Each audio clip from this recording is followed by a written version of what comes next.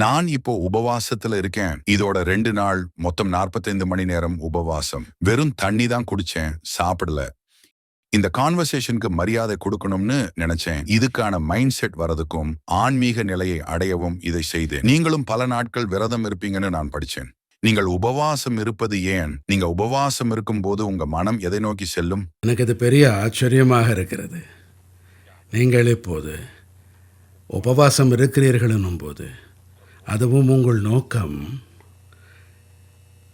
எனக்கு கௌரவம் அளிக்க வேண்டும் என்பதற்காக. இதற்கு நான் என் நன்றிகளை தெரிவிக்கிறேன்.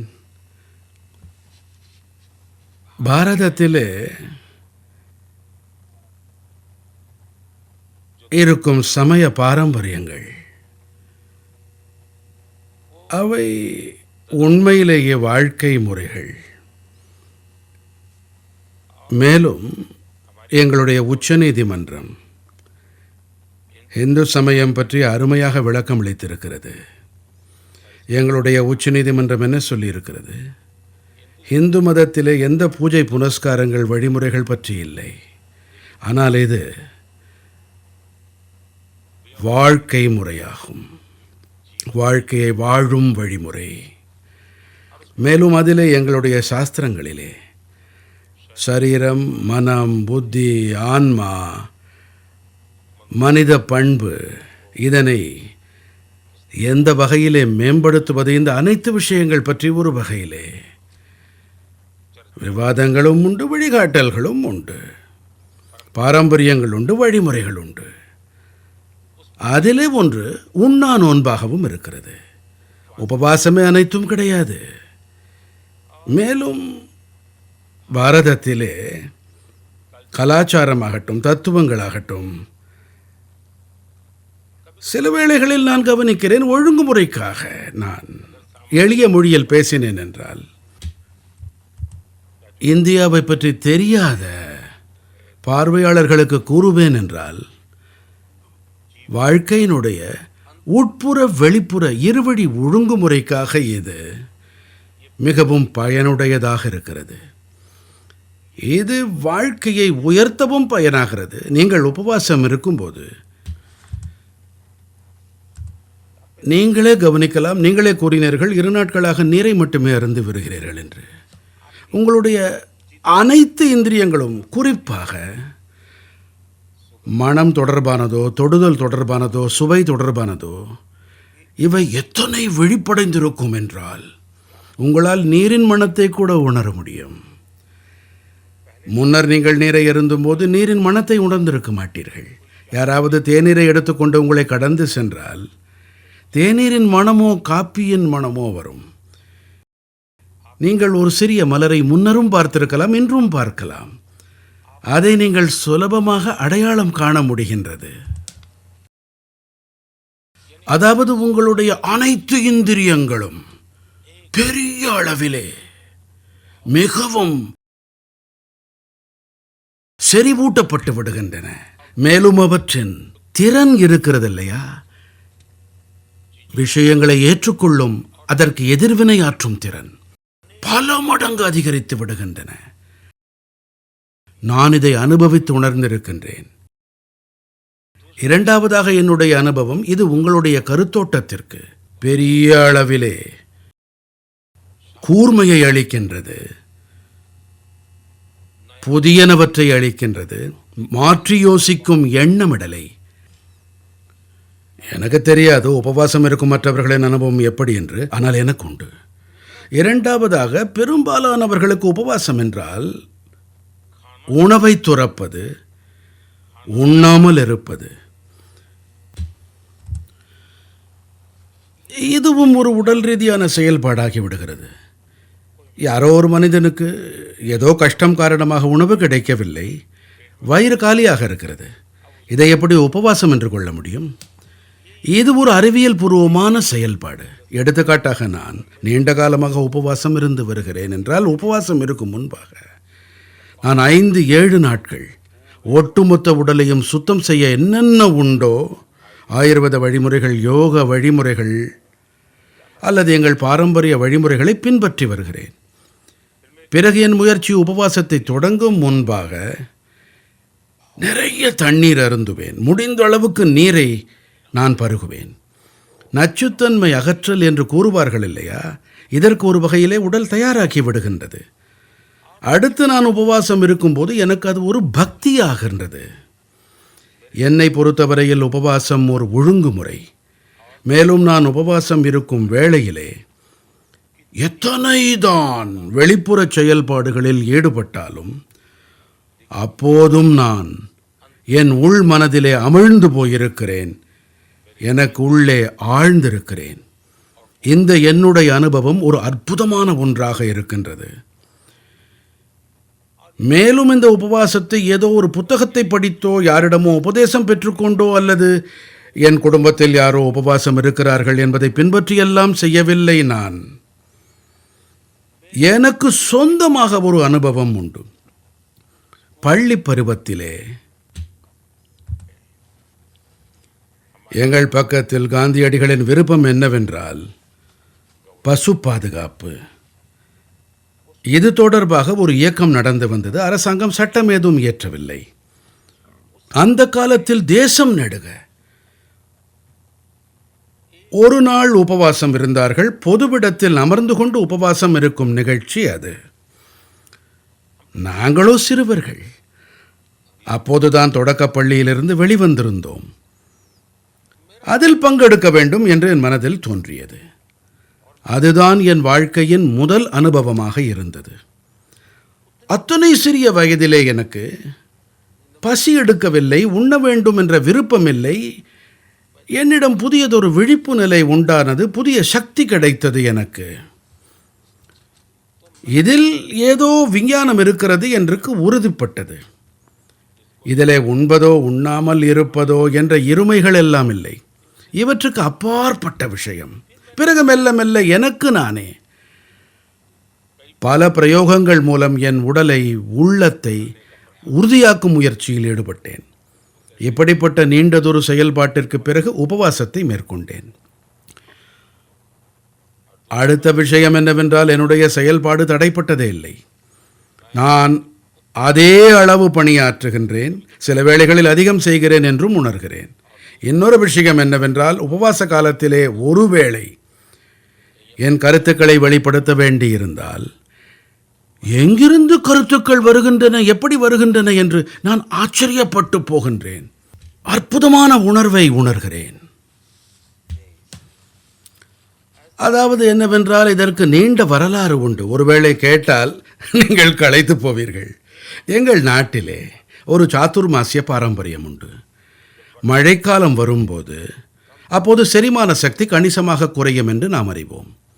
இந்த மாரி காலத்திலே ஒரு வேளை தான் உண்ண வேண்டும். 24 மணி நேரத்தில் ஒரு வேளை மட்டுமே. அது கிட்டத்தட்ட ஜூன் மாத நடுவிலிருந்து தொடங்குகின்றது. தீபாவளிக்கு பிறகு கிட்டத்தட்ட நவம்பர் வந்து விடுகிறது. சுமார் 4 மாதங்கள், 4.5 மாதங்கள் இந்த பாரம்பரியத்தை நான் பின்பற்றுகிறேன். இதில் 24 மணி நேரத்திலே ஒரு முறை தான் உண்கிறேன். பிறகு அடுத்ததாக நவராத்திரி வருகிறது. இது பொதுவாக செப்டம்பர், அக்டோபர் மாதங்களில் வருகிறது.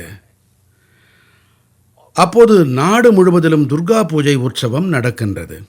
சக்தி உபாசனை உற்சவம் நடக்கின்றது.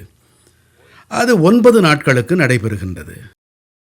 அந்த வேளையிலே நான் வெந்நீர் மட்டுமே பருகுகின்றேன். உள்ளபடியே வெந்நீர் தான் என் வாடிக்கை. எப்போதும் நான் வெந்நீரையே பருகுவேன். இது என்னுடைய நீண்ட நாள் பழக்கம். இதை பின்பற்றி நான் வருகின்றேன். மேலும் மார்ச், ஏப்ரல் மாத வாக்கிலே ஒரு நவராத்திரி வருகிறது. இதை எங்கள் நாட்டில் சைத்ரி நவராத்திரி என்பார்கள். இது இந்த ஆண்டிலே மார்ச் 31 முதல் தொடங்குகின்றது. அந்த 9 நாட்கள் உபவாசம் இருக்கின்றேன். அந்த நாட்களிலே ஒரு பழம் மட்டும், பகலிலே ஒரு முறை மட்டும். எப்போது 9 நாட்களில் நான் ஒரு பப்பாளி பழத்தை உண்கிறேன் என்றால், இந்த 9 நாட்களில் பப்பாளியை தவிர வேறு எதையும் உண்ண மாட்டேன். அதுவும் ஒரு முறை மட்டுமே உண்பேன். இப்படி என்னுடைய 9 நாட்கள் உபவாசம் இருக்கின்றது.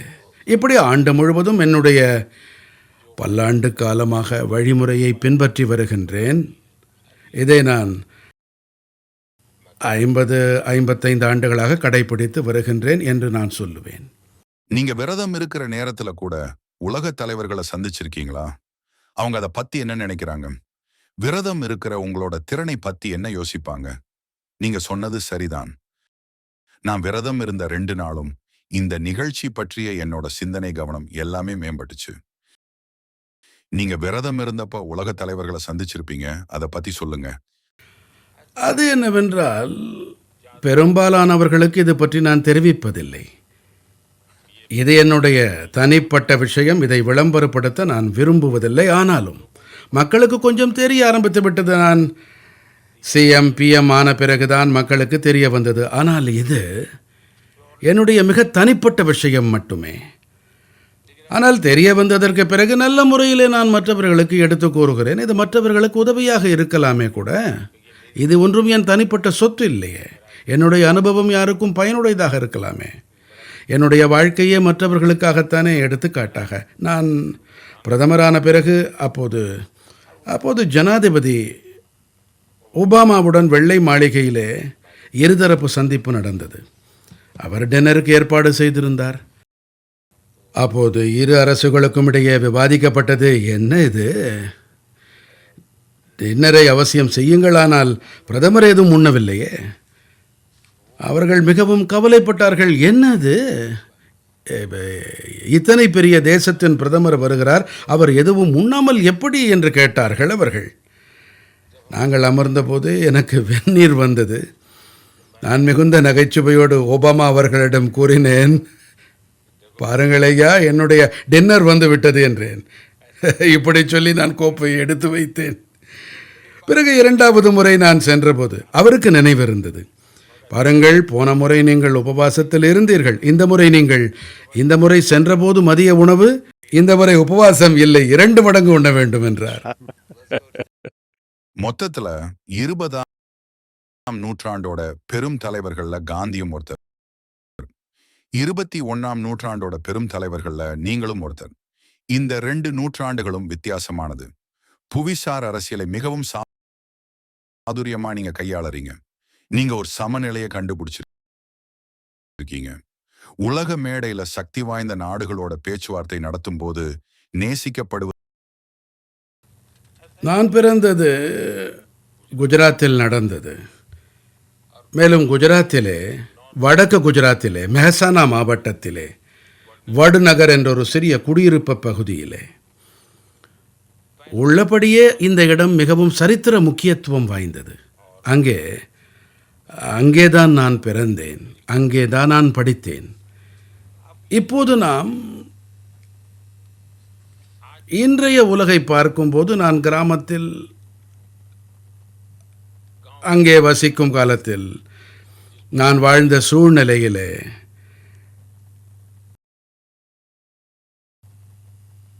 என் கிராமத்துக்கென்று சில சிறப்பம்சங்கள் உண்டு. பார்க்க போனால் உலகத்திலேயே இது மிகவும் அரிதான ஒன்று. நான் பள்ளிக்கூடத்திலே படிக்கும்போது அப்போது என் கிராமத்தைச் சேர்ந்த ஒரு பெரியவர் இருந்தார். அவர் எப்போதுமே கூறுவார், பிள்ளைகளா, நீங்கள் எங்கு சென்றாலும் கூட, எந்த இடத்திலும்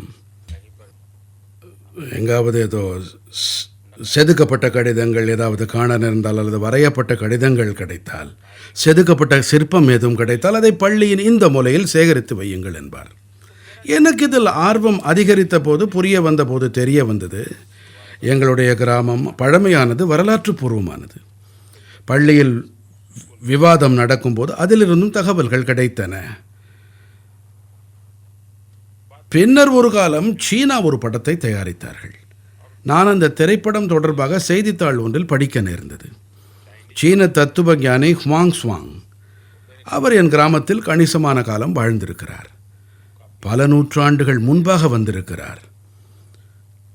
பௌத்த கல்வியின் ஒரு பெரிய மையமாக இருந்திருக்கிறது. நான் அது தொடர்பாக தெரிந்து கொண்டேன். பிறகு சுமார் 1400 அது பௌத்த கல்வியின் மையமாக இருந்திருக்கிறது. 12வது நூற்றாண்டைச் சேர்ந்த ஒரு வெற்றி சின்னம். 17ஆம் நூற்றாண்டைச் சேர்ந்த ஒரு ஆலயம். 16ஆம் நூற்றாண்டைச் சேர்ந்த இரு சகோதரிகள். இவர்கள் சங்கீதத்தில் மிகப்பெரிய நிபுணர்களாக இருந்தார்கள், தானாவும் ரீரியும். இப்படி ஏராளமான விஷயங்கள் வெளிவரத் தொடங்கின. என் சிந்தையை ஈர்த்தன. நான் முதல்வராக ஆனபோது நான் அகழ்வாய்வு பணியில் ஈடுபட முனைந்தேன். அகழ்வாய்வு பணியை மேற்கொண்ட போது தெரிய வந்தது, இது அந்த காலத்தில் ஆயிரக்கணக்கான புத்த பிக்குகளின் மையமாக இருந்து வந்திருக்கிறது. மேலும் பௌத்தம், ஜெயினம், ஹிந்து 3 பாரம்பரியங்களின் தாக்கம் அங்கே இருந்திருக்கின்றது. மேலும்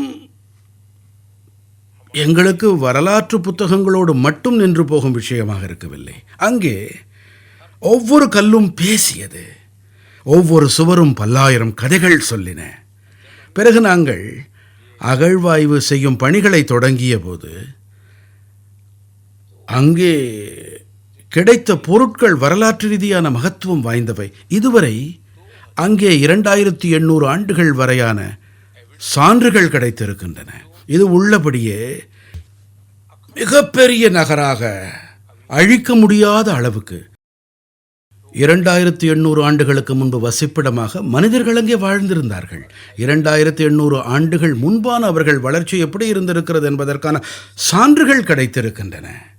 இப்போது அங்கே சர்வதேச தரத்திலான ஒரு அருங்காட்சியகமும் அமைக்கப்பட்டிருக்கிறது. மக்கள் பார்க்கலாம். குறிப்பாக அகழ்வாய்வு மாணவர்களுக்கு இது ஒரு மிகப்பெரிய ஆய்வுக்களமாக ஆகியிருக்கிறது. என்ன கூற வருகிறேன் நான் என்று சொன்னால், நான் பிறந்த இடத்திற்கு ஒரு வரலாற்று முக்கியத்துவம் இருக்கிறது. என்னுடைய நற்பேற்றை பாருங்கள். சில விஷயங்கள் எப்படி நடக்கின்றன என்று தெரியாது. காசி என் கர்ம பூமியாக ஆனது. பாருங்கள், காசியும் என்றும் அழியாதது. காசியை பனாரஸ், வாரணாசி என்றெல்லாம் அழைப்பார்கள். அதுவும் கூட பல்லாயிரம் ஆண்டுகளாக நிரந்தரமான உயிர்ப்புடைய ஒரு நகரம். ஒருவேளை இது இறைவனால் நியமிக்கப்பட்ட ஏற்பாடாக இருக்கலாம். வட்நகரில் பிறந்த ஒரு மனிதன் காசிக்கு சொல்லுகிறான், அதை தனது கர்மபூமியாக்கி இருக்கின்றான். அன்னை கங்கையின் திருப்பாதங்களில் வாழ்கிறான். அதே வேளையிலே என்னுடைய குடும்பத்திலே தந்தையார் இருந்தார், தாய், சகோதர சகோதரிகள், என்னுடைய சித்தப்பா, சித்தியன், தாத்தா, பாட்டி அனைவரும் கூட இருந்தார்கள். இப்போது நாம் இருக்கும் இந்த அறை கூட பெரியதாக இருக்கின்றது. அதிலே ஜன்னல் எதுவும் கிடையாது. ஒரு சிறிய கதவு மட்டும் உண்டு. அங்கேதான் பிறந்தோம், அங்கேதான் வளர்ந்தோம். இப்போது விஷயம் ஏழ்மை பற்றியது. இன்றைய நிலையிலிருந்து பார்த்தோம் என்றால், பொது வாழ்க்கைக்கு மக்கள் வருவதை பார்க்கும்போது என்னுடைய வாழ்க்கை கொடூரமான ஏழ்மையிலே தான் கழிந்தது. ஆனால் நாங்கள் என்றுமே ஏழ்மையை ஒரு சுமையாக கருதியதில்லை. ஏனென்றால் எந்த மனிதன் நேர்த்தியான காலணி அணிபவரோ அவரிடம் காலணி இல்லாது போனால் அது அவருக்கு கஷ்டமாக இருக்கும். நாங்களோ வாழ்க்கை முழுவதும் காலணி அணிந்ததே இல்லை எனும் போது காலணி அணிவது எத்தனை சிறப்பு என்பது எங்களுக்கு எங்கே தெரிய வரும்? அதை ஒப்பிட்டு பார்க்கும் நிலையிலேயே நாங்கள் இல்லை. அப்படித்தான் நாங்கள் வாழ்ந்தோம். மேலும் எங்களுடைய தாயார், அவர் கடுமையாக உழைப்பார். எங்கள் தந்தையார் கடும் உழைப்பாளி. எங்கள் தந்தையாரின் சிறப்புத்தன்மை என்னவென்றால், எத்தனை ஒழுங்குமுறை நிறைந்தவர் என்றால், காலை 4:30 மணிக்கெல்லாம் வீட்டை விட்டு வெளியேறி விடுவார். நிறைய கோயில்களுக்கு சென்ற பிறகுதான் அவர் தன் கடைக்கே செல்வார் என்றால் பார்த்து கொள்ளுங்களேன். அவர் ஒரு தோல் காலணியை அணிந்திருப்பார். அது கிராமத்திலேயே தயார் செய்யப்பட்டிருந்தது. மிகவும் கடினமானதாக அது இருக்கும். அது அதிக ஒலி எழுப்பும், டக் டக் டக் என்று. அவர் கடைக்கு போகும் வேளையிலே மக்கள் நாங்கள் எங்கள் கடிகாரத்தை சரிபார்த்து கொள்வோம் என்பார்கள். இப்போது தாமோதர் பாய் கிளம்பிட்டார் என்பார்கள். அந்த அளவுக்கு அவர் வாழ்க்கையில் ஒழுங்குமுறை இருந்தது. கடுமையான உழைப்பாளி. அவர் இரவு வெகு நேரம் வரை பணியாற்றுவார். அதே போல எங்கள் தாயாரும் கூட வீட்டு வறுமை நிலையை கருத்தில் கொண்டு கடினமாக உழைப்பார். ஆனால் இதையெல்லாம் தாண்டியும் கூட நாங்கள் எப்போதுமே பற்றாக்குறையான வாழ்க்கை இருந்தாலும் அது எங்கள் மனதை பாதிக்க நாங்கள் அனுமதிக்கவில்லை. எனக்கு நினைவிருக்கிறது, நான் பள்ளியில் காலணி ஏதும் அணிந்ததே கிடையாது. ஒரு நாள் நான் பள்ளிக்கு சென்று கொண்டிருந்தபோது வழியில் என் மாமாவை வழியில் சந்திக்க நேர்ந்தது. என்ன, இப்படியா பள்ளிக்கு செல்கிறாய் என்று என்னை பார்த்து கேட்டார். காலணி இல்லையா என்று வினவினார். அவர் உடனே எனக்கு ஒரு கேன்வாஸ் காலணியை வாங்கி கொடுத்தார், எனக்கு அணிவித்தார். அப்போது அதன் விலை 10-15 ரூபாய் இருக்கும். அந்த காலணி அது ஒரு கேன்வாஸாலான காலணி, கரை படிந்துவிடும் எளிதாக. அதிலே வெள்ளை கேன்வாஸ் காலணி அது. நான் என்ன செய்வேன் என்றால், பள்ளியில் மாலையில் பள்ளி விட்ட பிறகு நான் கொஞ்ச நேரம் பள்ளியிலேயே தங்குவேன். டீச்சர் சாக்கட்டியை பயன்படுத்தி அதன் மிச்ச துண்டுகள் எரிந்திருப்பாரே, 3-4 அறைகளுக்கு சென்று சேகரிப்பேன். அந்த சாக்கட்டிகளை வீட்டுக்கு கொண்டு வருவேன். அதை நீரில் நனைத்து கொண்டு கரைத்து பாலிஷ் செய்து அதை என் கேன்வாஸ் காலணிகளில் பூசி பளபளவென்று ஆக்கி அதை அணிந்து செல்வேன். அது எனக்கு பெரிய சொத்து, ரொம்ப பெரிய சந்தோஷமாக இருக்கும். அது ஏனென்று எனக்கு தெரியவில்லை. என் தாயார் என் சிறு வயதிலிருந்தே தூய்மை விஷயத்தில் மிகவும் கராராக இருப்பார். அதன் தாக்கம் எங்கள் மீதும் ஏற்பட்டிருக்கிறது. ஆடைகளை சீராக அணிவது என்ற பழக்கம் அது சிறு வயது காலத்திலேயே கூட இருந்தது. என்ன இருக்கிறதோ அதை சீராக அணிய வேண்டும். என்னுடைய துணிகளை அயர்ன் செய்ய, இஸ்திரி போட எங்களிடம் போதுமான வசதிகள் அப்போது இருக்கவில்லை. அதற்காக நான் தாமிர பாத்திரத்தில் நீரை ஊற்றி அதை சுட வைத்து அதை இடுக்கியால் பிடித்து கொண்டு நானே என் துணிக்கு இஸ்திரி போடுவேன், பள்ளிக்கு சென்று விடுவேன். வாழ்க்கையை ஆனந்தமாக சந்தோஷமாக கழித்தோம். இது ஒன்றும் நாம் ஏழைகள் அவர்கள் பணக்காரர்கள் என்றெல்லாம் எந்த சிந்தனையுமே எங்களுக்கு கிடையாது. இதுதான் வாழும் பண்பாக இருந்தது. எது இருக்கிறதோ அதை வைத்துக்கொண்டு சந்தோஷமாக வாழ்வது, பணியாற்றி கொண்டே இருப்பது, இல்லை என்று எதற்கும் வருந்தக்கூடாது. என் வாழ்க்கையின் இந்த அனைத்து விஷயங்களுமே கூட, அது அதிர்ஷ்டமாக இருக்கட்டும் துர்பாக்கியமாக இருக்கட்டும், அரசியலில் சூழல் காரணமாக இதெல்லாம் வெளிவந்து கொண்டிருக்கின்றன. முன்னர் நான் முதல்வரான வேளையிலே டிவிக்காரர்களின் கிராமத்திற்கு சென்று விட்டார்கள். அவர்கள் என் நண்பர்களிடம் வினவினார்கள், என் வீட்டை படம் பிடித்தார்கள். அப்போதுதான் தெரிய வந்தது நான் எங்கிருந்து வருகிறேன் என்று. அதற்கு முன்பாக யாருக்கும் என்னை பற்றி அதிகம் தெரிந்திருக்கவில்லை. நான் வாழ்க்கை அப்படித்தான் இருந்திருக்கிறது.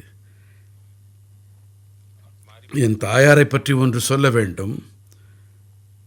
சேவை உணர்வு அவருடைய இயல்பிலேயே இருந்தது.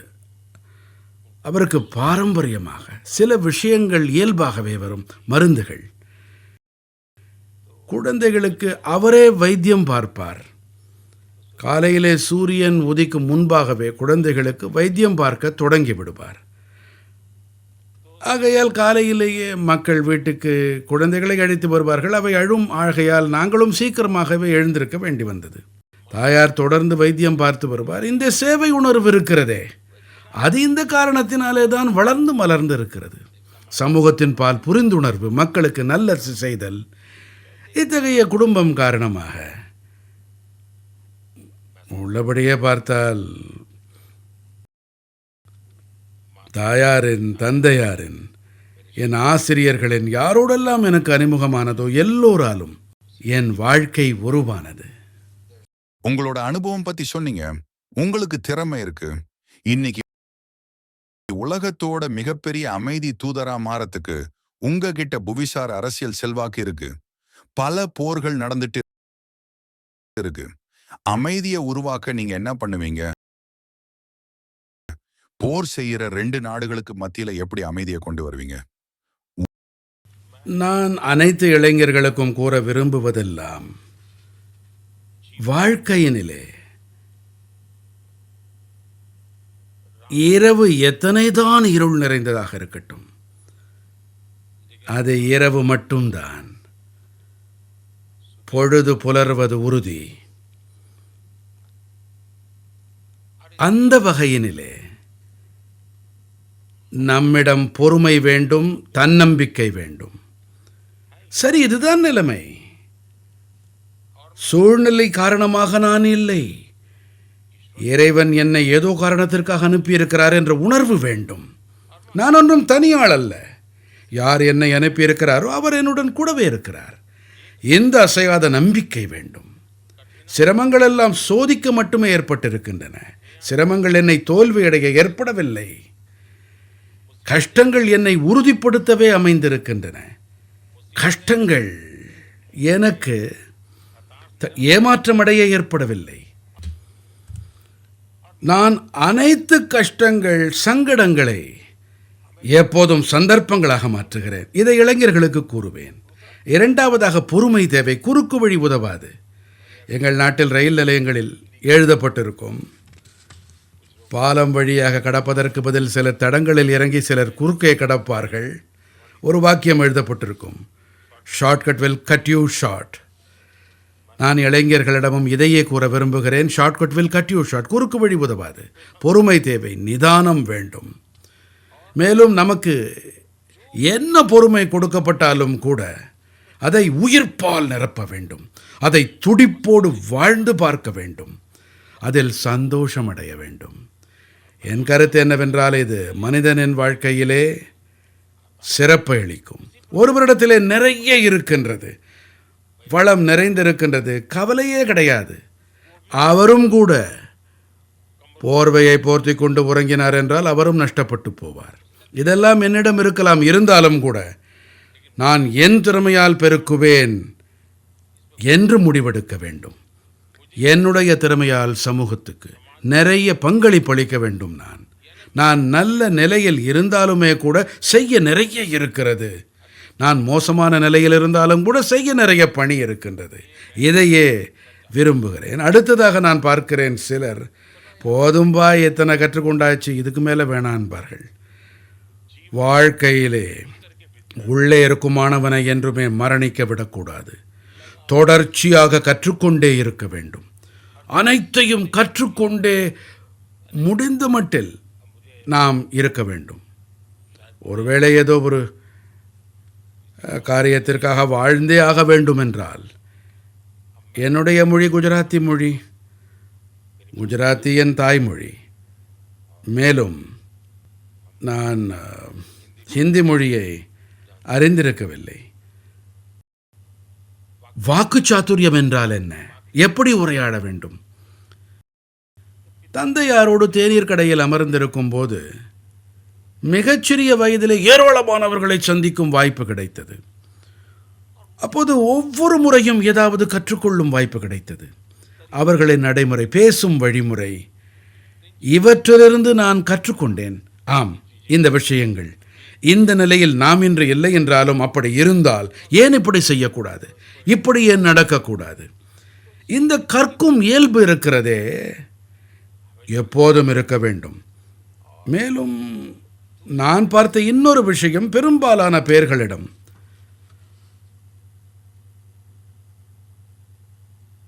ஆவது அடைவது தொடர்பான ஒரு கனவை அவர்கள் வைத்திருப்பார்கள், இலக்கு வைத்திருப்பார்கள். அது இல்லாது போனால் ஏமாற்றமே அவர்களுக்கு மிஞ்சும். ஆகையால் எப்போதும் என் நண்பர்களிடம் உரையாடும் சந்தர்ப்பம் எனக்கு வாய்க்கும் போதெல்லாம் கூறுவேன், ஆவது அடைவது என்ற கனவை காண்பதற்கு பதிலாக ஒன்றை செய்யும் கனவை காணுங்கள் என்பேன். ஒன்றை செய்யும் கனவை காணும்போது, உதாரணமாக 10 எட்ட தீர்மானித்து 8 எட்டினால் ஏமாற்றமடைய மாட்டீர்கள். நீங்கள் 10 எட்ட முயல்வீர்கள். ஆனால் நீங்கள் ஆவது தொடர்பாக கனவு கண்டால், அப்படி ஆகவில்லை என்றால் நீங்கள் அடைந்ததை கூட நீங்கள் சுமையாக உணர்வீர்கள். ஆகையால் வாழ்க்கையிலே இந்த முயற்சியை மேற்கொள்ள முயல வேண்டும். அடுத்தபடியாக எது கிடைத்தது, எது கிடைக்கவில்லை என்பதற்கு பதில் என்ன கொடுப்பேன் என்ற உணர்வு வேண்டும். மகிழ்ச்சி இருக்கிறது இல்லையா, அது நீங்கள் எதை அளித்தீர்கள் என்ற கர்ப்பத்திலேயே பிறக்கிறது. இந்தியா பாகிஸ்தான் நடுவுல இன்னொரு கடினமான உறவு மற்றும் பகையோட வரலாறு இருக்கு. உலகத்திலேயே தீவிரமான மோதல்கள்ல அதுவும் ஒண்ணு. மாறுபட்ட சித்தாந்தங்களை கொண்ட இரு பெரிய அணுசக்திகள். நீங்க மாபெரும் அமைதி தூதர். ஒரு தொலைநோக்கு பார்வையா இந்தியா பாகிஸ்தானுக்கு நடுவுல நட்பு, அமைதி, நல்லுறவு உருவாக என்ன வழின்னு நினைக்கிறீங்க? பாகிஸ்தானோட நல்ல உறவை உருவாக்க நீங்க கடந்த காலத்துல பண்ண முயற்சிகள் பத்தி ஏதாவது சொல்ல முடியுமா? கடினமாக நீங்கள் உழைத்திருக்கிறீர்கள் என்று எனக்கு தெரிகிறது. பாருங்கள், நான் இந்த விஷயம் தொடர்பாக அதிகம் பேசுவதில்லை என்றாலும் கூட சில புற விஷயங்கள் குறித்து கண்டிப்பாக நான் பகிர்ந்து கொள்ளுகிறேன். அப்போது நான் ஒரு சிறிய இடத்தில் வசித்து வந்தேன். எங்களுடைய வாழ்க்கை சமூகமயமானதொரு வாழ்க்கைதான். ஏனென்றால் மக்களுக்கு மத்தியிலே வாழ்வது சமூக பாங்கான வாழ்க்கை. கிராமத்தில் இருந்த ஒரு நூலகம் செல்வது, அங்கே புத்தகங்களை படிப்பது. அந்த புத்தகங்களை நான் படிக்கும்போது எனக்கு என்ன தோன்றும் என்றால், நான் என் வாழ்க்கையை நானும் ஏன் அப்படி பயிலக்கூடாது, அப்படி செய்யலாமே. நான் சுவாமி விவேகானந்தர் பற்றி படிக்கும் போதும் கூட, சத்ரபதி சிவாஜி மகாராஜ் பற்றி படிக்கும் போதும் கூட, இப்படி எப்படி வாழ்ந்தார்கள், வாழ்க்கையை அமைத்து கொண்டார்கள் என்று தோன்றும். இதற்காக நானுமே கூட என்னிடத்திலே பல சோதனைகளை மேற்கொண்டேன். என்னிடத்தில் இந்த சோதனைகளின் நிலை பற்றி சொல்ல வேண்டுமானால் இவை உடலோடு தொடர்புடையனவாக இருந்தன. பொதுவாக எங்கள் ஊரில் அதிக குளிர் இருக்காது. ஆனால் டிசம்பர் மாதத்தில் சில சமயம் குளிரும். இருந்தாலும் கூட இரவிலே அப்போது இயல்பாக சற்று குளிரத்தான் செய்யும். சில சமயம் நான் தீர்மானம் செய்வேன், இன்று நான் திறந்த வெளியிலே உறங்குவேன் என்று. உடலை போர்த்திக் கொள்ள எந்த போர்வையையும் பயன்படுத்த மாட்டேன். குளிர் என்ன செய்கிறது என்று பார்த்து விடுவோமே. சில வேளைகளில் என் சிறிய வயதிலே இப்படிப்பட்ட பரிசோதனைகளை மேற்கொண்டிருக்கிறேன். இப்படி பல பரிசோதனைகளை செய்திருக்கிறேன். அடுத்து என்னை பொறுத்தமட்டில் நூலகம் செல்வது, பல புத்தகங்கள் படிப்பது, குளக்கரைக்கு செல்வது, குடும்பத்தாரின் துணிமணிகளை துவைப்பது, இதோடு நீச்சல் பயிற்சியும் நடக்கும். இது ஒரு வகையிலே உடற்பயிற்சியாகவும் இருந்தது எனக்கு. இப்படிப்பட்ட விஷயங்கள் எல்லாம் என் வாழ்க்கையோடு இணைந்திருந்தன. இதற்கு பிறகு நான் விவேகானந்தரை பற்றி படிக்கையில் நான் மேலும் கவரப்பட்டேன். ஒரு முறை சுவாமிஜி பற்றி படிக்கையிலே அவர் தாயார் நோய்வாய்ப்பட்டிருந்தார். அப்போது ராமகிருஷ்ண பரமஹம்சரிடம் சென்றார். அவரோடு சண்டை போடுவார், விவாதங்களில் ஈடுபடுவார். தன்னுடைய தொடக்கக்கட்ட நாட்களிலே அவர் தன்னுடைய புத்தி ரீதியான சக்தியை பயன்படுத்த முடியுமோ பயன்படுத்தினார். என் தாய் நோயில் படுத்திருக்கிறார், நான் சம்பாதித்துக் கொண்டிருந்தேன், இன்று என்னால் ஒன்றுமே செய்ய முடியவில்லையே என்றார். என்னை ஏன் பிடுங்குகிறாய் என்றார் ராமகிருஷ்ண பரமஹம்சர். காளி அன்னை அங்கே இருக்கிறாள், அன்னை காளி இருக்கிறாள், உனக்கு என்ன தேவையோ அவளிடம் பெற்றுக்கொள் என்றார். விவேகானந்தர் சென்றார். காளி தேவியின் விக்கிரகம் முன்பு சென்று மணிக்கணக்காய் அமர்ந்து சாதனையில் ஈடுபட்டார். அமர்ந்தபடியே இருந்தார். பல மணி நேரம் கழித்து திரும்பி வந்தார். கேட்டாயா என்று வினவினார் பரமஹம்சர். உன் தாயிடம் கேட்டுவிட்டாயா? இல்லை என்றால். கேட்கவில்லை என்றார். அப்படி என்றால் பாதகமில்லை, நாளை மறுபடி கேள் என்றார். உன் வேலையை அம்மா செய்து கொடுப்பாள், அவளிடமே கேள். 2வது நாள் 3வது நாளும் சென்றார். அப்போதுதான் அவர் கவனித்தார், என்னால் ஏன் எதையும் கேட்க முடியவில்லை. என் தாயின் உடல்நிலை சரியில்லை, எனக்கு தேவை இருக்கிறது. நான் தாயின் முன்பாக அமர்ந்திருக்கிறேன், அவளிடத்திலே என்னை இழந்திருக்கிறேன். ஆனால் என்னால் தாயிடம் எதையுமே கேட்க முடியவில்லையே. வெறும் கைகளோடு திரும்ப வருகிறேனே. நான் எதையுமே கேட்கவில்லை என்று ராமகிருஷ்ண பரமஹம்சரிடம் கூற வேண்டி இருக்கிறதே. தேவியிடம் சென்று எதையும் வேண்ட முடியாமல் இருப்பது, அந்த ஒரு விஷயம் அவருடைய மனதிற்குள்ளே ஒரு சுடரை ஏற்றியது. அவர் வாழ்க்கையில் அது ஒரு தீப்பொறியானது. அதிலிருந்துதான் அளித்தல் உணர்வு பிறந்தது. என் கருத்துப்படி இது ஒருவேளை விவேகானந்தரின் வாழ்வின் இந்த சின்ன சம்பவம் என் வாழ்க்கையை மிகவும் ஆழமாக தொட்டது. அதாவது உலகிற்கு எதை அளித்தால் என் மனதிலே சந்தோஷம் பிறக்கும், உலகிலிருந்து பெற என்னிடம் தாகத்தின் வறட்சியே இருக்கும். என் மனம் தேடத் தொடங்கியது. சிவன் சீவன் இரண்டின் ஒருமை என்றால் என்ன? சிவனுக்கு சேவை செய்வது என்றால் சீவனின் சேவையில் ஈடுபடு. சிவன் சீவன் இரண்டிடம் இருக்கும் ஒருமையை அனுபவித்து உணர். மெய்யான அத்வைதத்தை இதில்தான் நாம் வாழ முடியும். எப்படிப்பட்ட உணர்வுகளை என் மனம் கடைந்து கொண்டிருந்தது. பிறகு இந்த சிந்தனை என் மனதை ஆக்கிரமிக்கத் தொடங்கியது. எனக்கு ஒரு சம்பவம் நினைவிருக்கிறது. நாங்கள் வசித்து வந்த பகுதியில் அதன் வெளியே ஒரு மகாதேவருடைய ஒரு ஆலயம் இருந்தது. அங்கே ஒரு புனிதர் வந்தார். அந்த புனிதர் ஒரு வகை சாதனையில் ஈடுபட்டிருந்தார். நானுமே அவரிடம் சற்று கவரப்பட்டிருந்தேன். இவரிடம் ஏதோ ஆன்மீக சக்தி இருக்கலாம் என்று கருதினேன். ஏனென்றால் விவேகானந்தர் பற்றி படித்திருந்தேன், ஆனால் அவரை பார்த்ததில்லை. இப்படிப்பட்டவர்களைத்தான் காண முடிந்தது. அவர் நவராத்திரி விரதத்தை கடைபிடித்திருந்தார். அவர் தன்னுடைய கரங்களிலே, எங்கள் ஊரில் ஜவேரா என்று அழைப்பார்கள், பயிர் செய்வோம், இந்த ஒரு வகை புல்லை கைகளில் இப்படி வைத்து உறங்குவது 9வது நாள் வரை, இப்படி ஒரு விரதம் உண்டு. அந்த மகாத்மா இவ்வாறு செய்தார்.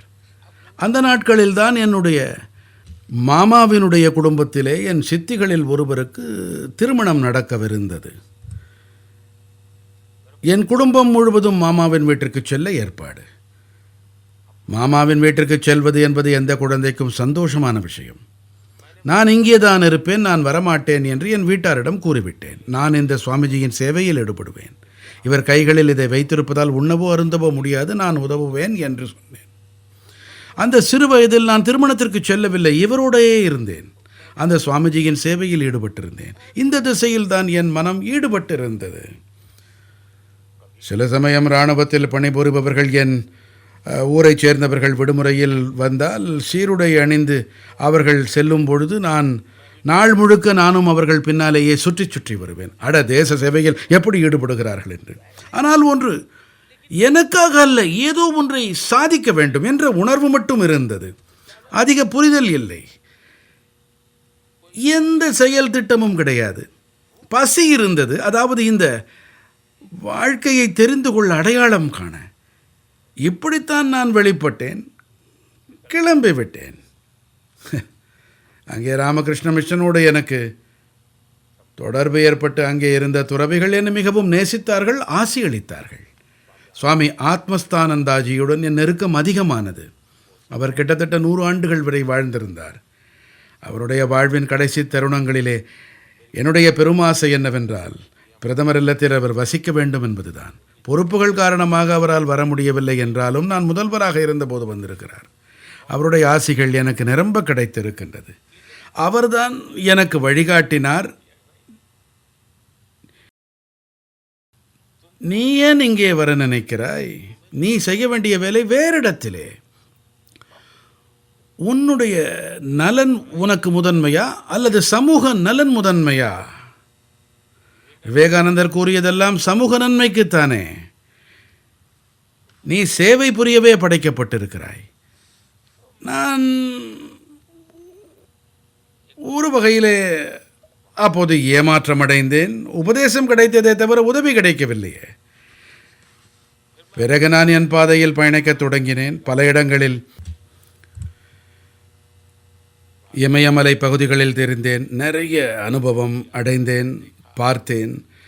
பல வகையான அனுபவங்களை பெற முடிந்தது பல மனிதர்களோடு. பெரிய தவசீலர்களை சந்திக்கும் வாய்ப்பு கிடைத்தது. ஆனால் என் மனம் ஒரு நிலையில் நிலை பெறவில்லை. வயதும் இளவயது, அதிக தாகம் இருந்தது, தெரிந்து கொள்ள வேண்டும் என்ற தவிப்பு இருந்தது. ஒரு வித்தியாசமான அனுபவம் கிடைத்தது. அங்கிருக்கும் சூழல் வேறானது. மலைகளினுடைய பனிமூடிய சூழலில் வசிக்க வேண்டி வந்தது எனக்கு. ஆனால் அனைத்தும் என்னை உறுதிப்படுத்த உதவிகரமாக இருந்தன. எனக்குள்ளே இருந்த வல்லமை இது எனக்கு பலத்தை அளித்தது. சாதனையிலே ஈடுபடுவது, விடியும் முன்பாக எழுவது, நீராடுவது, மக்கள் சேவையிலே ஈடுபட்டு வருவது, இயல்பாகவே மூத்த துறவிகள் இருந்தார்கள், தவசீலர்களுக்கு சேவை புரிவது. ஒரு முறை அங்கே இயற்கை பேரிடர் ஏற்பட்டது. நான் பல கிராமவாசிகளின் சேவையிலே ஈடுபட்டேன். இந்த இந்த புனிதர்கள், துறவிகள், இவர்களுக்கு அருகே நான் வசித்த போது பெரும்பகுதி ஒரே இடத்திலே நான் தங்குவது கிடையாது. நான் தெரிந்து கொண்டே இருந்தேன். இப்படிப்பட்ட வாழ்க்கையை நான் வாழ்ந்தேன். நீங்க சொன்ன மாதிரி சுவாமி ஆத்மஸ்தானந்தரோடு ராமகிருஷ்ண மடத்தில் இருந்ததை பற்றி பலருக்கு தெரியாது. அவர்தான் உங்களை சேவைக்கான வாழ்க்கையை நோக்கி வழிநடத்தினாரு. அந்த நேரத்துல நீங்க சந்நியாசத்தை தேர்ந்தெடுத்திருக்கலாம். நீங்க எல்லாத்தையும் விட்டுட்டு துறவியா இருந்திருப்பீங்க. அப்படி நடந்திருந்தா ஒரு பக்கம் நீங்க துறவி நரேந்திர மோடியாகவும் பிரதமர் நரேந்திர மோடியாகவும் இருந்திருப்பீங்க. அவருதான் எல்லா நிலையிலையும் சேவை வாழ்க்கையை தேர்ந்தெடுக்க உங்களுக்கு உதவினாரு. அதாவது பாருங்கள், புறப்பார்வையிலே பார்த்தால் என்ன தோன்றும் என்று சொன்னால், என்னை தலைவர் என்றோ பிரதமர் என்றோ முதல்வர் என்றோ மக்கள் என்ன வேண்டுமானாலும் அழைக்கலாம். ஆனால் எனக்குள்ளே வாழ்க்கை அது சீராகவே இருந்தது. சிறு வயதிலே தாய் குழந்தைகளுக்கு மருத்துவம் பார்த்தது. அந்த வேளையிலே குழந்தைகளை கவனித்து கொண்ட மோடி, இமயத்தில் திரிந்து கொண்டிருந்த மோடி, அல்லது இன்று இந்த இடத்திலே அமர்ந்து கொண்டு பணியாற்றும் மோடி, இவர்கள் அனைவரிடத்திலும் ஒரு சீரான இழை இருக்கிறது. ஒவ்வொரு கணமும் மற்றவர்களுக்காக மட்டும் வாழ வேண்டும். இந்த சமநோக்கு காரணமாக எனக்கு துறவி தலைவர் இருவருக்கும் இடையே வேறுபாடில்லை. உலகின் பார்வையில் இருக்கலாம், அந்த ஆடை வேறு, வாழ்க்கை வேறு, நாள் முழுக்க மொழி வேறு, இங்கே பணி வேறு. ஆனால் எனக்குள்ளே இருக்கும் தனித்தன்மை அது என்னவோ அதே விலகி நிற்கும் உணர்வோடு கடமையை செய்து வருகின்றது. இப்போ ஒரு சிம்பிள் கேள்வி கேட்கிறேன். யார் கிரிக்கெட் டீம் மிகச்சிறந்தது ஆனது? இந்தியாவோடதா இல்ல பாகிஸ்தானோடதா? மைதானத்துல ரெண்டு அணிகளும் ஒரு போட்டியோட தான் எப்பவும் இருக்கிறாங்க. அது நீங்க சொன்ன புவிசார் பதட்டங்களை கூட உருவாக்குது. பாகிஸ்தான் இந்தியா நடுவுல ஒரு நல்ல உறவை உருவாக்குறதுல கிரிக்கெட், கால்பந்து உள்ளிட்ட அதாவது ஒரு விஷயம், சிறு வயதிலேயே கூட ஏதாவது செய்து கொண்டே இருக்க வேண்டும் என்பதே என் இயல்பு. எனக்கு நினைவிருக்கிறது, எங்கள் பகுதியில் ஒரு மாக்கோசி என்ற ஒருவர், பெயர் சரியாக நினைவில்லை, சேவாதளத்தைச் சேர்ந்தவர். அவர் மாக்கோசி சோனி என்பது மாதிரியான பெயருடையவர். அவர் தன் கைகளிலே வாசிக்கக்கூடிய ஒரு தப்பட்டையை வைத்திருப்பார். தேசபக்தி பாடல்களை பாடி வருவார். அவர் குரலும் அருமையாக இருக்கும். எங்கள் கிராமத்திற்கும் வருவார். பல்வேறு இடங்களில் பல நிகழ்ச்சிகள் நடக்கும். நான் பித்து பிடித்தவனைப் போல அவருக்கு பின்னே பாட்டு கேட்டுக்கொண்டே சென்று விடுவேன். இரவு முழுக்கவும் அவருடைய தேசபக்தி பாடல்களை கேட்டுக்கொண்டே இருப்பேன். எனக்கு ரொம்ப பிடித்திருந்தது. ஏன் பிடித்தது தெரியாது. இதே போலத்தான் எங்கள் பகுதியில் RSSன் ஷாக்கா நடந்து வந்தது. ஷாக்காவில் விளையாட்டுகளோடு தேசபக்தி பாடல்கள் பாடுவோம். அது மனதுக்கு இதமாக இருக்கும், மனதுக்கு பெரும் உற்சாகத்தை அளிக்கும் எனக்கு. இப்படித்தான் நாங்கள் சங்கத்தில் இணைந்தோம். சங்கத்தின் கலாச்சாரம் எங்களை தொட்டது. என்னவென்றால், என்ன நினைத்தாலும் என்ன செய்தாலும் எதை படித்தாலும் கூட நிறைய படிக்க வேண்டும். அது தேசத்திற்கு உதவிகரமாக இருக்க வேண்டும். உடற்பயிற்சி மேற்கொண்டாலும் அதிகம் செய்து அது தேசத்திற்கு உதவிகரமாக இருக்க வேண்டும். இதைத்தான் அங்கே தொடர்ந்து கற்பித்து வந்தார்கள். சங்கம் அது ஒரு மிகப்பெரிய அமைப்பு. மேலும் அது தனது நூற்றாண்டை இந்த ஆண்டு கொண்டாடி வருகின்றது. அதோட உலகத்திலே இத்தனை பெரிய ஸ்வயம் சேவக அமைப்பு இருப்பதாக நான் கேள்விப்பட்டதில்லை. கோடிக்கணக்கான மக்கள் இதோடு இணைந்திருக்கின்றார்கள். ஆனால் சங்கத்தினை புரிந்து கொள்வது அத்தனை எளிதான விஷயமில்லை. சங்கத்தின் பணிகளை புரிந்து கொள்ள முயல வேண்டும். மேலும் சங்கம் தன்னைத்தானே ஒரு வாழ்க்கையின் குறிக்கோள் என்போம் இல்லையா, இது தொடர்பாக ஒரு நல்ல வழியை காட்டுகிறது. இரண்டாவதாக, தேசமே அனைத்துமாகும். மேலும் மக்கள் சேவையே மகேசன் சேவை. இதைத்தான் எங்களுடைய வேத காலத்திலிருந்து கூறுவது, எங்கள் ரிஷிகள் கூறியது, சுவாமி விவேகானந்தர் கூறியது. இதைத்தான் சங்கத்தவர்கள் கூறுகிறார்கள். ஸ்வயம் சேவகர்களிடம் கூறுவதெல்லாம் சங்கத்திலிருந்து நீங்கள் கற்ற பாடங்களை, ஒரு மணி நேரம் ஷாக்காவில் இருப்பதல்ல, சீருடை அணிவது மட்டுமல்ல, நீங்கள் சமூகத்துக்காக உங்கள் பங்களிப்பை அளிக்க வேண்டும். இந்த உத்வேகத்தால் இன்று ஏராளமான பணிகள், எடுத்துக்காட்டாக சில ஸ்வயம் சேவகர்கள் சேவா பாரதி என்ற சுய உதவி அமைப்பை ஏற்படுத்தினார்கள். இந்த சேவா பாரதி ஏழைகள் வசிக்கும் பகுதிகள், அவர்களின் குடிசை பகுதிகள், இதனை அவர்கள் சேவா பஸ்தி என்கிறார்கள். எனக்கு தெரிந்த வகையில் கூறுகிறேன், கிட்டத்தட்ட 1.25 லட்சம் சேவை மையங்களை நடத்துகிறார்கள். எந்த ஒரு அரசின் உதவி ஏதும் இல்லாமல் சமூகத்தின் உதவியோடு மட்டும் அங்கே செல்வது, குழந்தைகளுக்கு படிப்பை சொல்லித் தருவது, அவர்கள் உடல்நலம் பற்றிய அக்கறை போன்று பணியாற்றுகிறார்கள். நற்பண்புகளை சொல்லித் தருவது, அந்த பகுதியில் தூய்மை பணியை மேற்கொள்ளுதல். நீங்களே பாருங்கள், 1.25 லட்சம் என்பது சிறிய எண்ணிக்கை அல்ல. அதே போல சில சுயம் சேவகர்கள், சங்கத்தில் பயிற்சி பெற்றவர்கள், அவர்கள் வனவாசி கல்யாண ஆசிரமத்தை நடத்துகிறார்கள். அவர்கள் காடுகளிலே வனம் வாழ் மக்களோடு மக்களாக வாழ்ந்து வனவாசி மக்களின் சேவையில் இப்படி 70,000த்திற்கும் மேற்பட்ட ஏக்கல் வித்யாலயாக்கள், ஓராசிரியர் பள்ளிகளை நடத்தி வருகிறார்கள். மேலும் அமெரிக்காவிலும் சிலர் இருக்கிறார்கள். இவர்கள் பழங்குடிகளுக்காக $10-15 நன்கொடை அளிக்கிறார்கள். இந்த பணிக்காக அவர்கள் சொல்கிறார்கள், ஒரு மாதம் ஒரு கொக்கோ கோலா குடிக்காமல் இருக்க வேண்டும் என்றால், ஒரு கொக்கோ கோலா குடிக்காமல் அந்த பணத்தை ஓராசிரியர் பள்ளிகளுக்கு தருவோம். இப்படி 70,000 ஓராசிரியர் பள்ளிகளை பழங்குடியின குழந்தைகளுக்கு ஏற்படுத்தி இருக்கின்றார்கள்.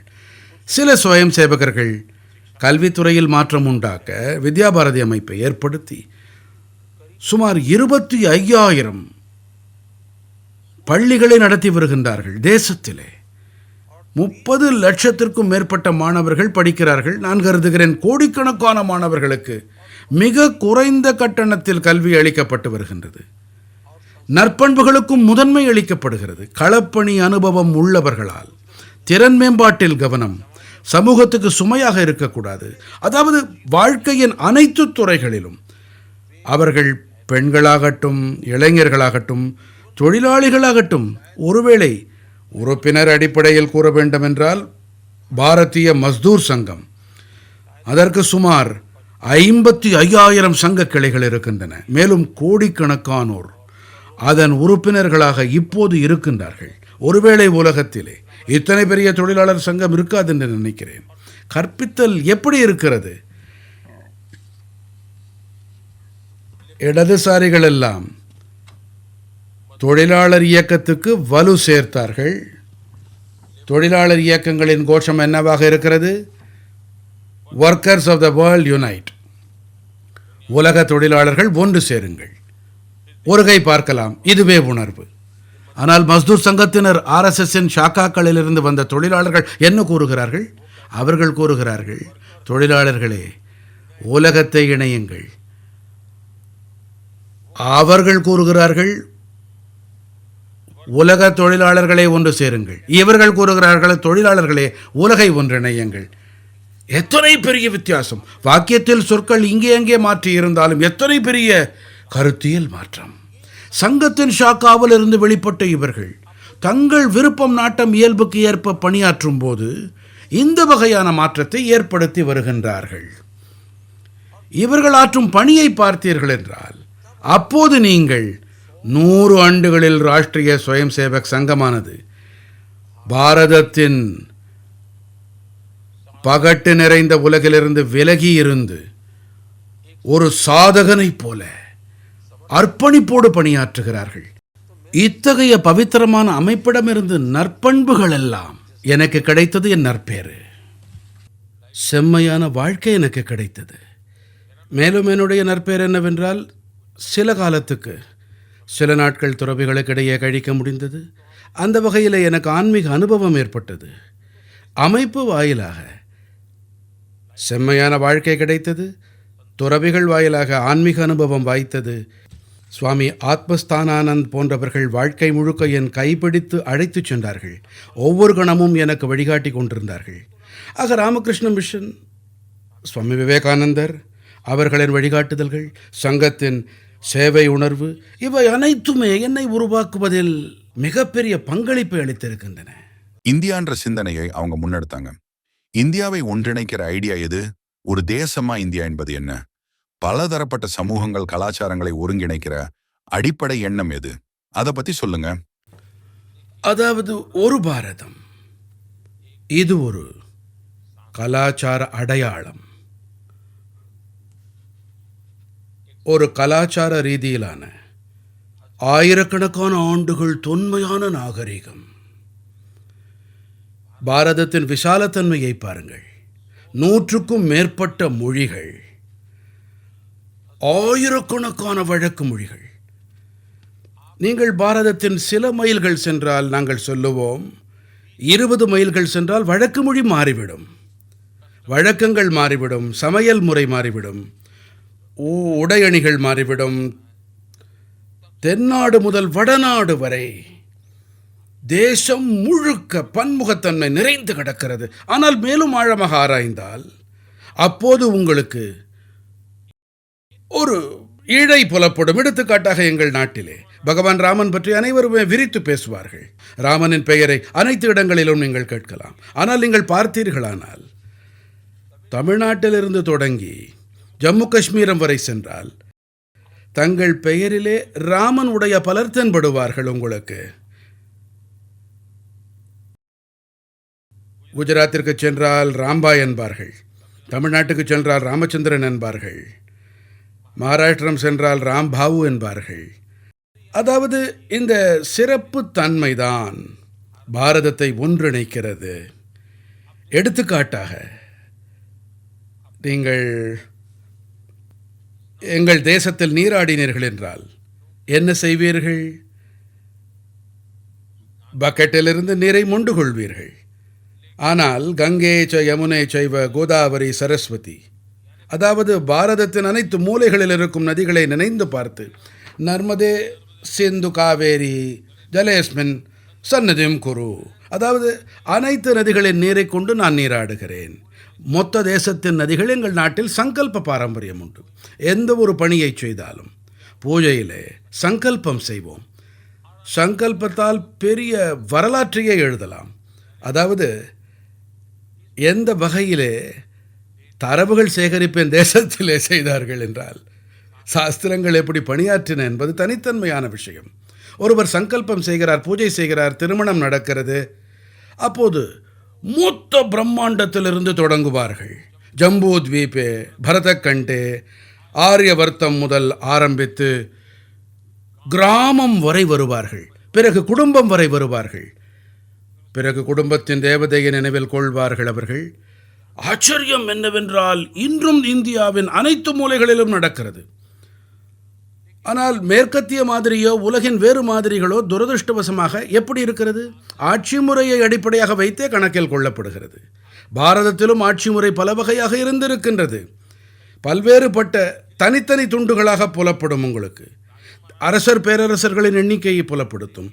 ஆனால் பாரதத்தின் ஒருமைப்பாடு இந்த கலாச்சார பிணைப்புகளால் நீடித்தது. எங்கள் தேசத்தில் தீர்த்த யாத்திரை பாரம்பரியம் உண்டு. 4 புனித தலங்களை சங்கராச்சாரியார் நிறுவினார். இன்றும் கூட லட்சோப லட்சம் பேர்கள் ஓரிடத்திலிருந்து வேறு இடத்துக்கு தல யாத்திரை மேற்கொள்கிறார்கள். எங்கள் தேசத்தில் காசிக்கு மக்கள் வருவார்கள். ராமேஸ்வரத்திலிருந்து கடல் நீரை எடுத்துக்கொள்ளும் அநேக வகைப்பட்ட மக்களை பார்க்கலாம். அந்த வகையிலே பார்த்தால், எங்கள் பஞ்சாங்கத்தை கவனித்தால் உங்கள் கற்பனை கெட்டாத பல விஷயங்களை தேசத்திலே பார்க்கலாம். நீங்கள் நவீன இந்தியாவோட அடித்தளத்தை உங்களோட சேர்த்து பார்த்தால், இதுவரைக்கும் வாழ்ந்த மிக முக்கியமான மனிதர்கள்ல மகாத்மா காந்தியும் ஒருத்தர். மகாத்மா காந்தி பத்தி நீங்க பெரிதும் போற்றுகிற விஷயம் எது?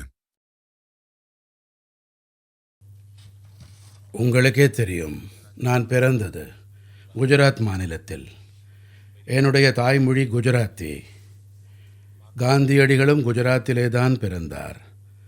அவருடைய தாய்மொழியும் கூட குஜராத்தி தான். அவர் பேரிஸ்டர் ஆனார். அயல் நாடுகளிலே வாழ்ந்தார். அவருக்கு பல சந்தர்ப்பங்கள் கிடைத்தன. ஆனால் உள்ளார்ந்து உறையும் உணர்வு, குடும்பம் அவருக்கு அளித்த நற்பண்புகள் காரணமாக அனைத்தையும் துறந்துவிட்டு பாரத நாட்டவருக்கு சேவை புரிய வைத்தது. பாரதத்தின் சுதந்திர வேள்வியிலே அவர் ஈடுபட்டார். காந்தியடிகளின் செயல்பாடுகளின் மகத்தான தாக்கம் இன்றும் கூட பாரத நாட்டின் வாழ்வியல் மீது ஏதோ ஒரு வகையிலே புலப்படுகிறது. மேலும் காந்தியடிகள் எதை உபதேசித்தாரோ அதை வாழ முயற்சி செய்தார். எடுத்துக்காட்டாக தூய்மை. அவர் தூய்மையின் நேசனாகவும் இருந்தார். தாமே கூட தூய்மை பணியில் ஈடுபட்டார்.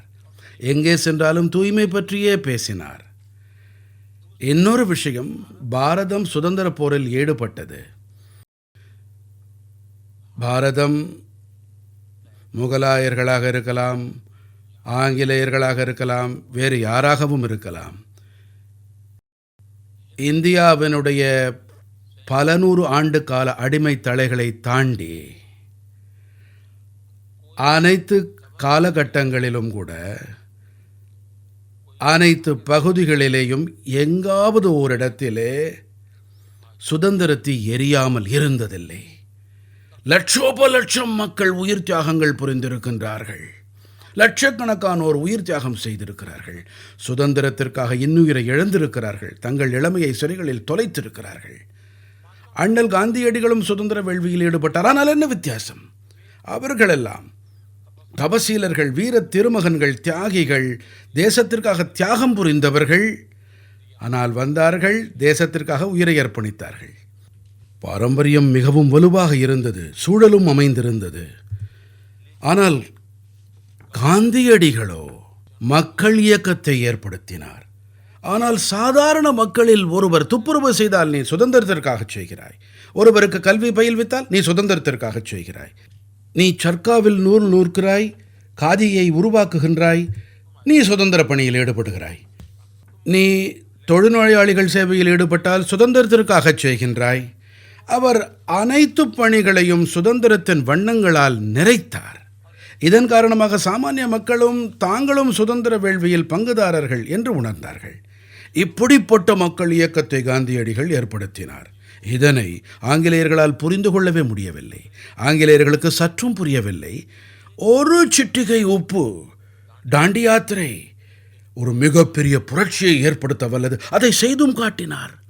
இதுவே வல்லமை. அவருடைய வாழ்க்கை, நடவடிக்கை, வழிமுறை, அவருடைய தோற்றம், அவருடைய செயல்பாடுகள் அனைத்தும் தாக்கத்தை ஏற்படுத்தின. நானே கூட பார்த்திருக்கிறேன். அவர் பற்றிய பல சிறிய பெரிய சம்பவங்கள் புகழ்பெற்றதாக இருக்கின்றன. அவர் ஒருமுறை வட்டமேஜை மாநாட்டிலே இந்திய விடுதலை குறித்து பேச அவர் வட்டமேஜை மாநாட்டிற்கு சென்றிருந்தார். பக்கிங்ஹாம் மாளிகையில் ஜார்ஜ் மன்னரோடு அவர் சந்திக்கும் நேரம் அது. ஆனால் காந்தியடிகளோ வேட்டியையும் மேல் துண்டையும் போர்த்தி கொண்டு சென்று விட்டாருங்க. அங்கே இருந்த காவலாளிகளோ இப்படிப்பட்ட உடையை உடுத்தி கொண்டு அரசரை சந்திக்க வந்திருக்கிறாரே என வினவினார்கள். நான் ஆடை உடுத்திக்கொள்ள என்ன தேவை இருக்கிறது என்றார். எத்தனை ஆடை உங்கள் அரசரின் மீது இருக்கின்றதோ அது எங்கள் இருவருக்குமே போதுமானது. இப்படிப்பட்ட நகைச்சுவை இயல்பு உடையவர் அவர். இப்படி காந்தியடிகளின் பல சிறப்பு குணங்கள் உண்டு. என்னை கவரும் மேலும் ஒரு விஷயம், சமூகத்தன்மையை விழிப்படையச் செய்வது. மக்கள் சக்தியை அவர் அடையாளம் கண்டு கொண்டார். அது இன்றும் கூட மகத்துவம் வாய்ந்ததாக நான் கருதுகிறேன். நான் எந்த பணியை செய்தாலும் என்னுடைய முயற்சி என்னவென்றால் சாமானிய மக்களை இணைத்து பயணிப்பது. அதிகபட்ச மக்களின் பங்களிப்பு இருக்க வேண்டும். அரசாங்கம் அனைத்தையும் பார்த்து கொள்ளும் இந்த உணர்வு என் மனதில் கிடையாது. சமுதாயத்தின் சக்தி அளவிட முடியாத ஒன்று. இதுவே என்னுடைய நம்பிக்கை. மொத்தத்துல 20ஆம் நூற்றாண்டோட பெரும் தலைவர்கள்ல காந்தியும் ஒருத்தர். 21ஆம் நூற்றாண்டோட பெரும் தலைவர்கள்ல நீங்களும் ஒருத்தர். இந்த 2 நூற்றாண்டுகளும் வித்தியாசமானது. புவிசார் அரசியலை மிகவும் சாதுரியமா நீங்க கையாளறீங்க. நீங்க ஒரு சமநிலையை கண்டுபிடிச்சிருக்கீங்க. உலக மேடையில சக்தி வாய்ந்த நாடுகளோட பேச்சுவார்த்தை நடத்தும் போது நேசிக்கப்படுவது சிறந்ததா அல்லது பயப்படுவது சிறந்ததா? நீங்க எல்லோராலையும் நேசிக்கப்படுறீங்கன்னு பார்த்தாலே தெரியுது. ஆனா எல்லாருக்கும் உங்க பலம் தெரியும், அதை ஃபீல் பண்றாங்க. அந்த சமநிலையை பத்தி சொல்ல முடியுமா? முதல் விஷயம் என்னவென்றால், இப்படி ஒப்பீடு செய்வது உகந்ததாக இருக்காது. அதாவது 20ஆம் நூற்றாண்டின் மாபெரும் தலைவர் காந்தியடிகள், அது 20 ஆகட்டும், 21 ஆகட்டும், 22 ஆகட்டும், காந்தி மாபெரும் தலைவராக அனைத்து நூற்றாண்டுகளுக்கும் இருப்பார். வரவிருக்கும் நூற்றாண்டுகளிலும் காந்தியடிகளே தலைவர். ஏனென்றால் நான் அவரை அந்த பிம்பமாகவே பார்க்கிறேன். இன்றும் கூட அவரை உகந்தவராகவே காண்கிறேன். அதே வேளையிலே மோடி பற்றி பேசினால் என்னிடம் ஒரு பொறுப்பளிக்கப்பட்டிருக்கிறது. ஆனால் என் தேசம் எத்தனை பெரியதோ அதைவிட பெரியதாக பொறுப்பு இல்லை. என் தேசத்தின் மகத்துவத்தை விட தனிநபர் மகத்துவமானவர் அல்ல. என்னுடைய பலம் என்றால் அது மோடி அல்ல, 140 கோடி நாட்டு மக்கள், ஆயிரக்கணக்கான ஆண்டுகள் பழமையான கலாச்சார பாரம்பரியம். இதுவே என் வல்லமையாக நான் எங்கே சென்றாலும் மோதி செல்வதில்லை. பல்லாயிரம் ஆண்டுகள் பழமையான வேதம் தொடங்கி விவேகானந்தர் வரையான பாரம்பரியத்தை 140 கோடி நாட்டு மக்களுடைய கனவுகளையும் எதிர்பார்ப்புகளையும் தாங்கியே நான் பயணிக்கின்றேன். அந்த வகையிலே நான் உலக நாடுகளின் தலைவர்களோடு கைகுலுக்கும் போது மோடி கைகுலுக்கவில்லை, 140 கோடி மக்கள் கைகள் குலுக்குகிறார்கள். வல்லமை மோடியுடையது கிடையாது, வல்லமை பாரதத்தினுடையது. மேலும் இதுவேதான் காரணம். எனக்கு நினைவிருக்கிறது, 2013 என்னுடைய கட்சி என்னை பிரதம மந்திரி வேட்பாளராக தேர்வு செய்த போது என்னை பற்றி ஒரே ஒரு விமர்சனம்தான் முன்வைக்கப்பட்டது. அது பரவலாகவும் பேசப்பட்டது. மோடி ஒரு மாநிலத்தின் தலைவர் தானே, ஒரு மாநிலத்தை மட்டுமே நிர்வகித்திருக்கிறார். அவருக்கு அயலுறவு பற்றி என்ன தெரியும்? அவர் அயல் நாடுகளுக்கு சென்று என்ன செய்வார்? இப்படி பல விஷயங்கள் பேசப்பட்டன. என்னை பேட்டி கண்டவர்கள் அனைவரும் கூட இதே கேள்வியை என்னிடம் கேட்டார்கள். அதற்கு நான் விடையளித்தேன். நான் கூறினேன், பாருங்கள் ஐயா, ஒரு பத்திரிகை பேட்டியில் என்னால் மொத்த அயலுறவு பற்றி விளங்க வைக்க முடியாது, அது அவசியமும் கிடையாது. ஆனால் ஒன்றை மட்டும் கூறிக்கொள்கிறேன், அதாவது இந்தியா கண்களை தாழ்த்தியும் பேசாது, கண்களை மேலுயர்த்தியும் பேசாது. ஆனால் இப்போது இந்தியா கண்ணோடு கண் நோக்கி பேசும் என்றேன். நான் 2013 இந்த வகையில் பேசினேன். இன்றும் கூட இந்த எண்ணப்படியே நடக்கிறேன். எனக்கு என் தேசம்தான் முதன்மையானது. ஆனால் யாரையாவது தாழ்த்தி பேசுவது, யாரை பற்றியும் பொல்லாங்கு கூறுவது, இது என்னுடைய கலாச்சார பண்பும் இல்லை, என் கலாச்சார பாரம்பரியமும் கிடையாது. நாங்கள் விரும்புவதெல்லாம் என்னவென்றால் மனித சமூகம் முழுமையின் நலன் மட்டுமே.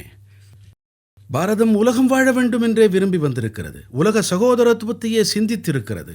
பல நூற்றாண்டுகள் முன்னரே கூட உலகையே ஓர் குடும்பமாக பார்த்தவர்கள் நாங்கள். ஒட்டுமொத்த பிரம்மாண்டத்தின் நலன் பற்றி சிந்திக்கும் மக்கள் நாங்கள். அந்த வகையிலே நீங்களே கவனித்திருக்கலாம், நமது உரையாடலில் என்ன நடக்கிறது. நான் உலகத்தின் முன்பாக பல்வேறு கருத்துக்களை முன்வைத்தேன். அந்த கருத்துக்களை நீங்கள் ஆராய்ந்து பாருங்கள்.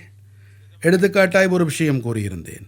சுற்றுச்சூழல் பற்றி விவாதிக்கும் போது நான் கூறினேன், ஒரு சூரியன், ஒரு உலகம், ஒரு மின் தொகுப்பு. இது ஒரு பக்கம் கோவிட் வாட்டிக்கொண்டிருந்த போது G20 நான் தான் பேசியிருந்தேன்.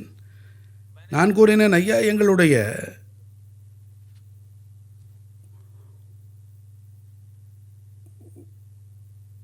ஒரு ஆரோக்கியம் பற்றிய கோட்பாட்டை நாம் மேம்படுத்த வேண்டும் என்றேன். அதாவது எப்போதுமே என்னுடைய முயற்சி என்னவாக இருந்ததென்றால், எடுத்துக்காட்டாய் G20 என்னுடைய லோகோ ஒரு பூமி, ஒரு குடும்பம், ஒரு எதிர்காலம். அனைத்து விஷயங்களிலும் எங்களை வார்த்தெடுக்கும் பண்பான ஒற்றுமையை இணைத்தோம். இப்போது நாங்கள் புதுப்பிக்க வல்ல எரிசக்தி தொடர்பான இயக்கத்தை முடுக்கினோம். சர்வதேச சூரிய சக்தி கூட்டமைப்பை ஏற்படுத்தினோம் நாங்கள். ஒரு சூரியன், ஒரு உலகம், ஒரு மின் தொகுப்பு. உலகம் தொடர்பாக இதே உணர்வு. கோவிட் காலத்தில் ஆரோக்கியம் தொடர்பாக ஒரு பூமி ஒரு ஆரோக்கியம் என்று சொன்னோம். ஒரு பூமி ஒரு ஆரோக்கியம் எனும்போது அனைத்து உயிர்களும், அது தாவரங்களாகட்டும், விலங்கினங்களாகட்டும் அல்லது மனிதர்களாகட்டும், அதாவது எப்போதும் எங்கள் முயற்சி என்னவென்றால் உலகத்தின் நலனுக்கு ஆதாரமான விஷயங்கள் தொடர்பாக நாம் முயற்சி செய்ய வேண்டும். நாம் அனைவரும் இணைந்து செயல்பட வேண்டும். அடுத்தபடியாக இன்று உலகம் ஒன்றோடு ஒன்று இணைக்கப்பட்டிருக்கிறது. தனியாக யாராலும் செயல்பட முடியவே முடியாது. இன்று உலகம் ஒன்றை ஒன்று சார்ந்திருக்கிறது. தனியாக எதையும் செய்ய முடியாது. அந்த வகையிலே அனைவரோடும் இணைந்து செயல்படும் பழக்கத்தை ஏற்படுத்த வேண்டும். மேலும் அனைவரும் அனைவரோடும் இசைவாக பயணிக்க வேண்டும். நாம் இந்த பணியை முன்னெடுக்க முடியும். ஐக்கிய நாடுகள் சபை, ஐநா போன்ற அமைப்பு பிறந்தது உலகப் போருக்கு பின்னால். ஆனால் காலத்தால் அதில் மேற்கொள்ள வேண்டிய சீர்திருத்தங்கள் நடக்கவில்லை. இதன் காரணமாக அதனால் எத்தனை செய்ய முடிந்தது, செய்ய முடியவில்லை என்ற விவாதங்கள் நடக்கின்றன. உங்களோட அனுபவம் பத்தி சொன்னீங்க. உங்களுக்கு திறமை இருக்கு. இன்னைக்கு உலகத்தோட மிகப்பெரிய அமைதி தூதரா மாறத்துக்கு உங்ககிட்ட புவிசார் அரசியல் செல்வாக்கு இருக்கு. பல போர்கள் நடந்துட்டு இருக்கு. அமைதியை உருவாக்க நீங்க என்ன பண்ணுவீங்க? போர் செய்யற 2 நாடுகளுக்கு மத்தியில எப்படி அமைதியை கொண்டு வருவீங்க? உதாரணத்துக்கு ரஷ்யா, உக்ரைன். கவனிங்கள், நான் பிரதிநிதியாக விளங்கும் தேசம் பகவான் புத்தனின் பூமியாகும். நான் பிரதிநிதியாக விளங்கும் தேசம் பகவான் காந்தியடிகளின் பூமியாகும். இவர்கள் எப்படிப்பட்ட மாமனிதர்கள் என்றால், இவர்களுடைய உபதேசங்கள், இவர்களின் சொல், செயல், நோக்கம் முழுமையாக அமைதிக்கே அர்ப்பணிக்கப்பட்டவை. அந்த வகையிலே கலாச்சார ரீதியாக, வரலாற்று ரீதியாக எங்களுடைய பின்புலம் எந்த அளவுக்கு பலமானதென்று சொன்னால், நாங்கள் அமைதி குறித்து பேசும் வேளையிலே உலகம் எங்களுக்கு செவிமடுக்கிறது. ஏனென்றால் இது புத்தனின் பூமி, இது காந்தியடிகளின் பூமி. உலகம் நாங்கள் சொல்வதை கேட்கிறது. மேலும் நாங்கள் போரின் தரப்பாளர்கள் அல்ல, நாங்கள் சமரசத்தின் ஆதரவாளர்கள். நாங்கள் இயற்கையோடும் பிணைக்க விரும்பவில்லை. நாங்கள் நாடுகளுக்கிடையேயும் போரை விரும்பவில்லை. நாங்கள் சமரச விரும்பும் மக்கள். இதில் எங்களால் பங்களிப்பு எதுவும் அளிக்க முடிந்தால் நாங்கள் எப்போதுமே முயன்று வந்திருக்கின்றோம். எடுத்துக்காட்டாக, எங்களுக்கு ரஷ்யாவுடனும் நெருங்கிய உறவு, உக்ரைனுடனும் நெருங்கிய உறவு. என்னால் ஜனாதிபதி புட்டினுடன் அமர்ந்து கொண்டு உலகிற்கு உரைக்க முடியும், இது போருக்கான காலமல்ல என்று. நான் ஜெலன்ஸ்கிக்கும் ஒரு நண்பன் என்ற முறையிலே கூற முடியும், ஐயா, உலகம் எத்தனைதான் உங்களுக்கு துணையாய் நின்றாலும் போர்க்களத்திலே எப்போதுமே முடிவுகளை காண முடியாது. முடிவுகள் எப்போதுமே மேஜையிலே தான் எட்ட முடியும். முடிவுகளை எப்போது எட்ட முடியும் என்றால், அந்த மேஜையிலே உக்ரைனும் ரஷ்யாவும் இருவரும் இருக்கும்போது தான். உலகனைத்தும் உக்ரைனுக்கு ஆதரவாக என்னதான் மண்டையை உடைத்து கொண்டாலும் அதனால் முடிவுகளை எட்ட முடியாது. இருதரப்பும் இருக்க வேண்டியது அவசியம். தொடக்கத்தில் புரிய வைக்க முடியவில்லை. ஆனால் இன்று ஏற்பட்டிருக்கும் சூழ்நிலை காரணமாக எனக்கு என்ன தோன்றுகிறது என்றால், ரஷ்யா, உக்ரைன் இருவரும், நான் நம்பிக்கையாளன், அவர்கள் நிறைய இரத்தம் சிந்தி இருக்கிறார்கள். உலகிற்கும் நிறைய இழப்பு, உலக தென்னாடுகளுக்கு நிறைய இழப்பு ஏற்பட்டிருக்கிறது.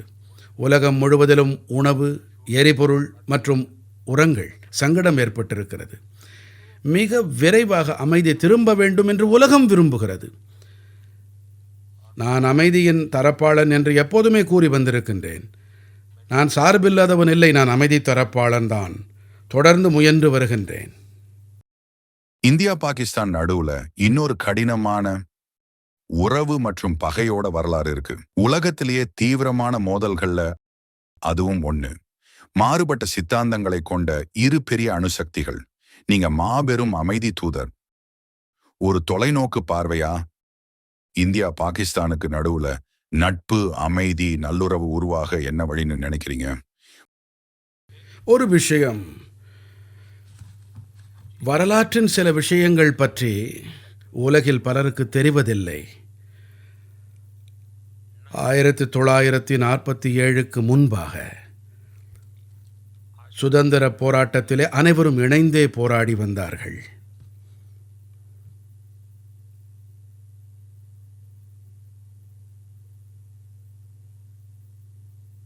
தேசம் சுதந்திரம் அடையும் அந்த வேளையை மிகவும் எதிர்பார்ப்போடும் நோக்கிக் கொண்டிருந்தது. அந்த நேரத்திலே என்ன சங்கடம் இருந்ததோ அதன் பல தரப்புகள் பற்றி நீண்ட விவாதங்களில் நாம் ஈடுபடலாம். அந்த நேரத்தில் தலைமையில் இருந்தவர்கள் பாரதம் துண்டாடப்படுவதை ஏற்றுக்கொண்டார்கள். அவர்கள் முசல்மான்களுக்கென தனி தேசம் வேண்டுமென்றால் அதை அழித்து விட்டுங்கள், அப்படி உணர்ந்தார்கள். பாரத தேசத்தவர்கள் நெஞ்சினில் கடும் பாறையை தாங்கி மிகுந்த வலியோடு இதையும் ஏற்றுக்கொண்டார்கள். ஆனால் ஏற்றுக்கொண்ட போதும் கூட அதன் விளைவாக உடனடியாக லட்சக்கணக்கான பேர்கள் படுகொலை செய்யப்பட்டார்கள். பாகிஸ்தானிலிருந்து பாரதம் நோக்கி வந்த பல ரயில்களில் மக்களின் சடலங்கள், உடல் பாகங்கள் வந்த வண்ணம் இருந்தன. பயங்கரமான காட்சி இது. அவர்கள் வேண்டியது கிடைத்த பிறகு என்ன உணர்ந்திருக்க வேண்டும்? நமக்கு கிடைத்து விட்டது, பாரதவாசிகள் கொடுத்து விட்டார்கள். பாரதத்திற்கு நன்றி தெரிவிப்பதற்கு பதிலாக அவர்கள் தொடர்ச்சியாக பாரதத்துடன் போர்ப்பாதையை தேர்ந்தெடுத்தார்கள். இப்போது மறைமுக போர் நடக்கிறது. இதில் சித்தாந்தம் எதுவும் கிடையாது. இது சித்தாந்த போரே அல்ல. மக்களை கொல், சிதை, தீவிரவாதிகளை ஏற்றுமதி செய்யும் வேலை நடக்கிறது. இது எங்களுக்கு எதிராக மட்டுமல்ல. இப்போது உலகத்திலே எங்கெல்லாம் தீவிரவாத சம்பவம் நடக்கிறதோ ஏதோ ஒரு வகையிலே அதன் ஆணிவேர் பாகிஸ்தானிலே அகப்படுகிறது. பாருங்கள், 9/11 எத்தனை பெரிய சம்பவம் நடந்தது அமெரிக்காவிலே. அதன் முக்கிய குற்றவாளியான ஓசாமா பின் லாதேன், அவர் கடைசியில் எங்கே இருந்தார்? பாகிஸ்தானிலே தானே தஞ்சமடைந்தார். உலகம் அடையாளம் கண்டுவிட்டது. ஒரு வகையிலே தீவிரவாத இயல்பு, தீவிரவாத மனப்பான்மை இது பாரதத்திற்கு மட்டுமல்ல, மொத்த உலகிற்கும் தீவிரவாத மையமாக ஆகிவிட்டது. நாங்கள் தொடர்ந்து அவர்களுக்கு கூறி வந்திருக்கிறோம், இந்த பாதையால் யாருக்கு நன்மை ஏற்படக்கூடும்? நீங்கள் தீவிரவாத பாதையை விட்டொழியுங்கள். நாடு ஆதரிக்கும் தீவிரவாதம் நிறுத்தப்பட்டாக வேண்டும். நாடு சாரா தீவிரவாதிகளிடம் அனைத்தையும் விட்டுவிட்டீர்களா என்ன? அமைதியின் பொருட்டே நானே லாகூருக்கு சென்றேன். நான் பிரதம மந்திரி ஆன பிறகு என்னுடைய பதவியேற்பு விழாவிற்கு பாகிஸ்தானுக்கு சிறப்பு அழைப்பு விடுத்திருந்தேன். நல்ல தொடக்கமாகட்டும் என்று விரும்பினேன். ஆனால் ஒவ்வொரு முறையும் நல்ல முயற்சியின் விளைவுகள் எதிர்மறையாகவே இருந்தன. அவர்களுக்கு நல்ல புத்தி ஏற்பட வேண்டும் என்றே விரும்புகிறோம். வளமும் அமைதியும் நிறைந்த பாதையிலே அவர்கள் பயணிக்க வேண்டும். அந்த நாட்டவரும் கஷ்டத்தில் இருக்கிறார்கள் என்று நான் கருதுகிறேன். அங்கிருப்போரும் கூட தங்கள் அன்றாட வாழ்க்கை இப்படி இருப்பதை, இப்படிப்பட்ட படுகொலைகள், தீவிரவாத சம்பவங்களை அவர்கள் விரும்பவில்லை. குழந்தைகள் இறக்கிறார்கள், தீவிரவாதிகள் முளைக்கிறார்கள், மக்களின் வாழ்க்கை நாசமாகிறது. பாகிஸ்தானோட நல்ல உறவை உருவாக்க நீங்க கடந்த காலத்துல பண்ண முயற்சிகள் பத்தி ஏதாவது சொல்ல முடியுமா? மிக முக்கியமான விஷயம், உறவுகளை மேம்படுத்தும் வகையில் மிகப்பெரிய திருப்புமுனை என்று சொன்னால், பிரதமர் ஆனவுடனேயே என்னுடைய சபதமேற்பு விழாவிற்கு அழைப்பு விடுத்ததுதான். இது உள்ளபடியே மிகப்பெரிய சம்பவமாகும். பல பத்தாண்டுகளுக்கு பிறகு இது நடந்தது. என்னிடம் 2013 யாரெல்லாம் என்னிடம் விழா இருப்பினார்களோ, மோடியின் அயலுறவுக்கு என்னாகும்? அவர்கள் அனைவரும் இதை கேள்விப்பட்ட போது, மோடி அவர்கள் சபதமேற்பு விழாவிற்கு சார்க் நாட்டு தலைவர்கள் அனைவரையும் அழைத்திருக்கிறார் என்றதும் திகைத்து போனார்கள். இந்த தீர்மானம், இந்த செயல்பாடு தொடர்பாக எங்களுடைய அந்நாளைய குடியரசுத் தலைவர் பிரணப் முகர்ஜி அவர்கள் தன்னுடைய புத்தகத்திலே எழுதியிருந்தார். அதிலே இந்த சம்பவம் குறித்து மிகச்சிறப்பாக வர்ணித்திருக்கிறார். உண்மையிலேயே பாரதத்தின் அயலுறவு கொள்கை மிகவும் தெளிவாக இருக்கின்றது, தன்னம்பிக்கை நிறைந்ததாக இருக்கின்றது. அது கண்கூடாக காணப்பட்டது. பாரதம் அமைதிக்காக கச்சை கட்டி கொண்டிருக்கின்றது. இது குறித்து செய்தி உலகமெங்கும் தெளிவாக தெரிவிக்கப்பட்டது. இருந்தும் விளைவு சுமூகமாக இருக்கவில்லை. இப்போ ஒரு சிம்பிள் கேள்வி கேட்கிறேன். யார் கிரிக்கெட் டீம் மிகச்சிறந்தது ஆனது? இந்தியாவோடதா இல்ல பாகிஸ்தானோடதா? மைதானத்துல ரெண்டு அணிகளும் ஒரு போட்டியோட தான் எப்பவும் இருக்கிறாங்க. அது நீங்க சொன்ன புவிசார் பதட்டங்களை கூட உருவாக்குது. பாகிஸ்தான் இந்தியா நடுவுல ஒரு நல்ல உறவை உருவாக்குறதுல கிரிக்கெட், கால்பந்து உள்ளிட்ட விளையாட்டுகள் என்ன பங்கு வகிக்கும்னு நினைக்கிறீங்க? அதாவது விளையாட்டுக்கள் என்று பார்த்தோமானால் உலகமெங்கிலுமே சக்தியை அளிக்கும் பணியை செய்கின்றன. விட்டு கொடுக்கும் தகைமை அனைவரையும் இணைக்கும் பணியை ஆற்றுகின்றது. நான் விளையாட்டுகளுக்கு அவப்பெயர் ஏற்படுவதை விரும்பவில்லை. மனித வளர்ச்சியின் மிக முக்கியமான காரணியாக விளையாட்டுக்களை நான் கருதுகிறேன். விளையாட்டுக்களை நான் எப்போதுமே ஆதரித்து வந்திருக்கிறேன். அடுத்த விஷயம், யார் சிறப்பானவர் யார் இல்லை எனும்போது இதை விளையாட்டு திறனோடு தொடர்பு படுத்தினால் நான் ஒன்றும் வல்லுனர் அல்ல. வல்லுனர் யாரோ அவரால் மட்டுமே பதில் கூற முடியும். யாருடைய ஆட்டம் சிறப்பு, எந்த வீரருடைய ஆட்டம் சிறப்பு என்றெல்லாம். ஆனால் விளைவுகளின் மூலம் என்ன தெரிய வருகிறதென்றால், சில நாட்கள் முன்புதான் இந்தியா பாகிஸ்தான் அணிகளுக்கிடையே ஒரு ஆட்டம் நடைபெற்றது. அதிலே கிடைத்த விளைவுகள் மூலம் தெரிந்து கொள்ளலாம் யார் மேம்பட்ட அணி என்று. அது காட்டி கொடுத்துவிடும். ஆமா, நான் கிரேட்டஸ்ட் ரைவல்ரி இந்தியா வஸ் பாகிஸ்தான் என்ற தொடரை பார்த்திருக்கேன். அதுல சிறந்த வீரர்கள், சிறப்பான போட்டிகள் பத்தி சொல்லியிருப்பாங்க. அப்படிப்பட்ட போட்டியை பார்க்கறதே ஒரு அழகான விஷயம். நீங்க ஃபுட்பால் பத்தியும் பேசுனீங்க. இந்தியால ஃபுட்பாலும் ரொம்பவே பாப்புலர். இன்னொரு கடினமான கேள்வி, எல்லா காலத்திலும் மிகச்சிறந்த ஃபுட்பால் வீரர் யாரு? நம்ம கிட்ட மெஸ்ஸி, பெலே, மாரடோனா, கிறிஸ்டியானோ ரொனால்டோ, ஜிடானேன்னு பலர் இருக்காங்க. இதுவரை விளையாடினதிலேயே மிகச்சிறந்த கால்பந்து வீரர் யார்? நீங்கள் சொல்வது சரிதான். அதாவது பாரதத்தின் பல இடங்களில் கால்பந்தாட்டம் சிறப்பாக விளையாடப்படுகிறது. மேலும் கால்பந்தாட்டத்தில் எங்களுடைய பெண்கள் அணியும் நன்றாக செயல்படுகிறது. ஆண்கள் அணியும் நன்கு விளையாடுகின்றார்கள். ஆனால் பழைய காலம் பற்றி பேசினோம் என்றால் 80கள் காலகட்டம் பற்றி, அப்போது மாரடோனாவின் பெயர் எப்போதுமே முன்னணி வகிக்கும். ஒருவேளை அவர் இந்த தலைமுறையினருக்கு ஒரு ஹீரோவாகவும் இருந்திருக்கலாம்.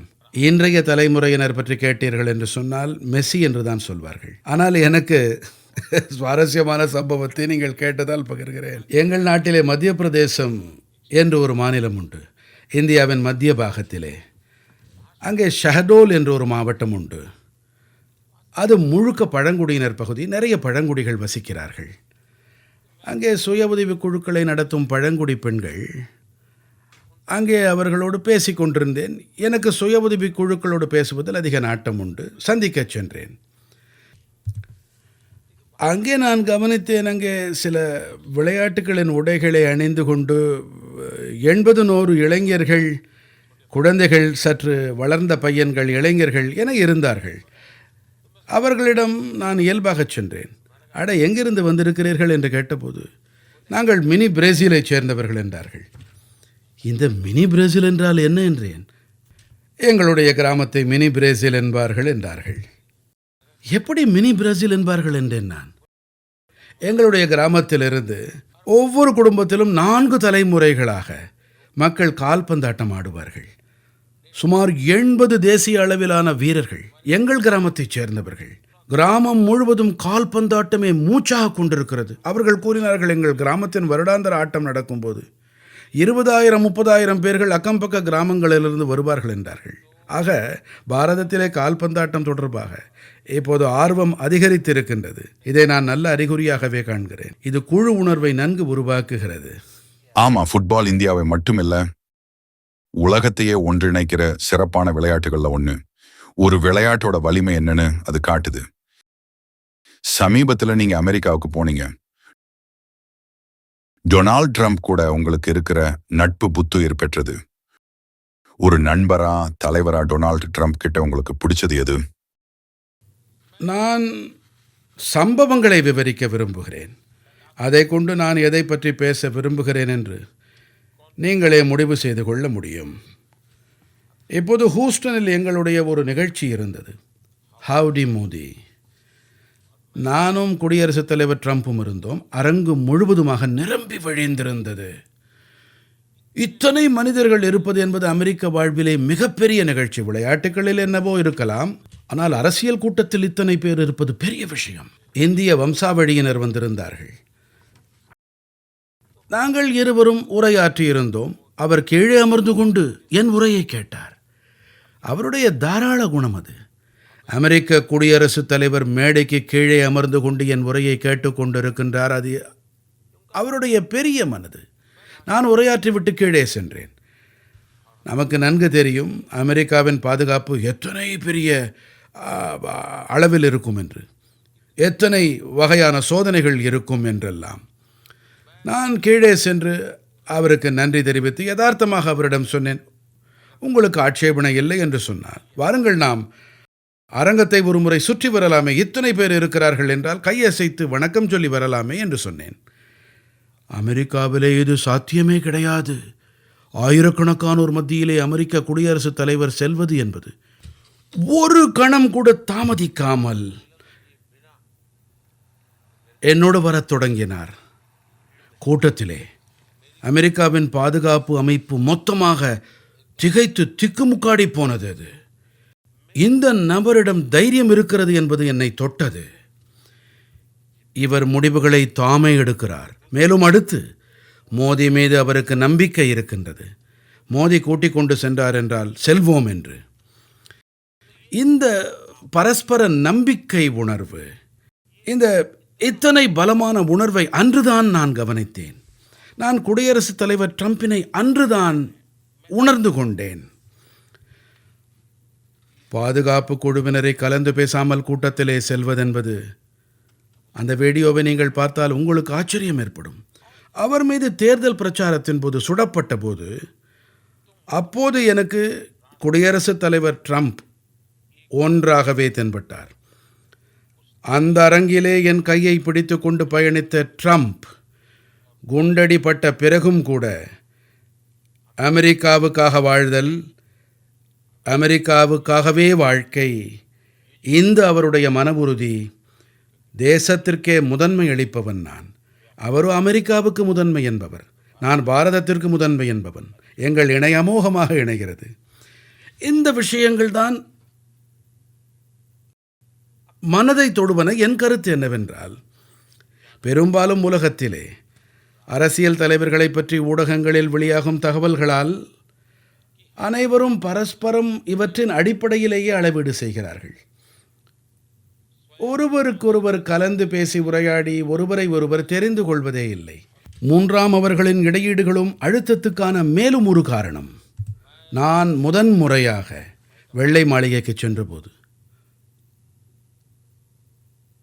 அப்போது குடியரசுத் தலைவர் ட்ரம்ப் குறித்து ஊடகங்களில் வெளியான பல விஷயங்கள் முதன்முறையாக வந்திருந்தார். உலகம் சற்று வித்தியாசமாகவே அவரை கவனித்தது.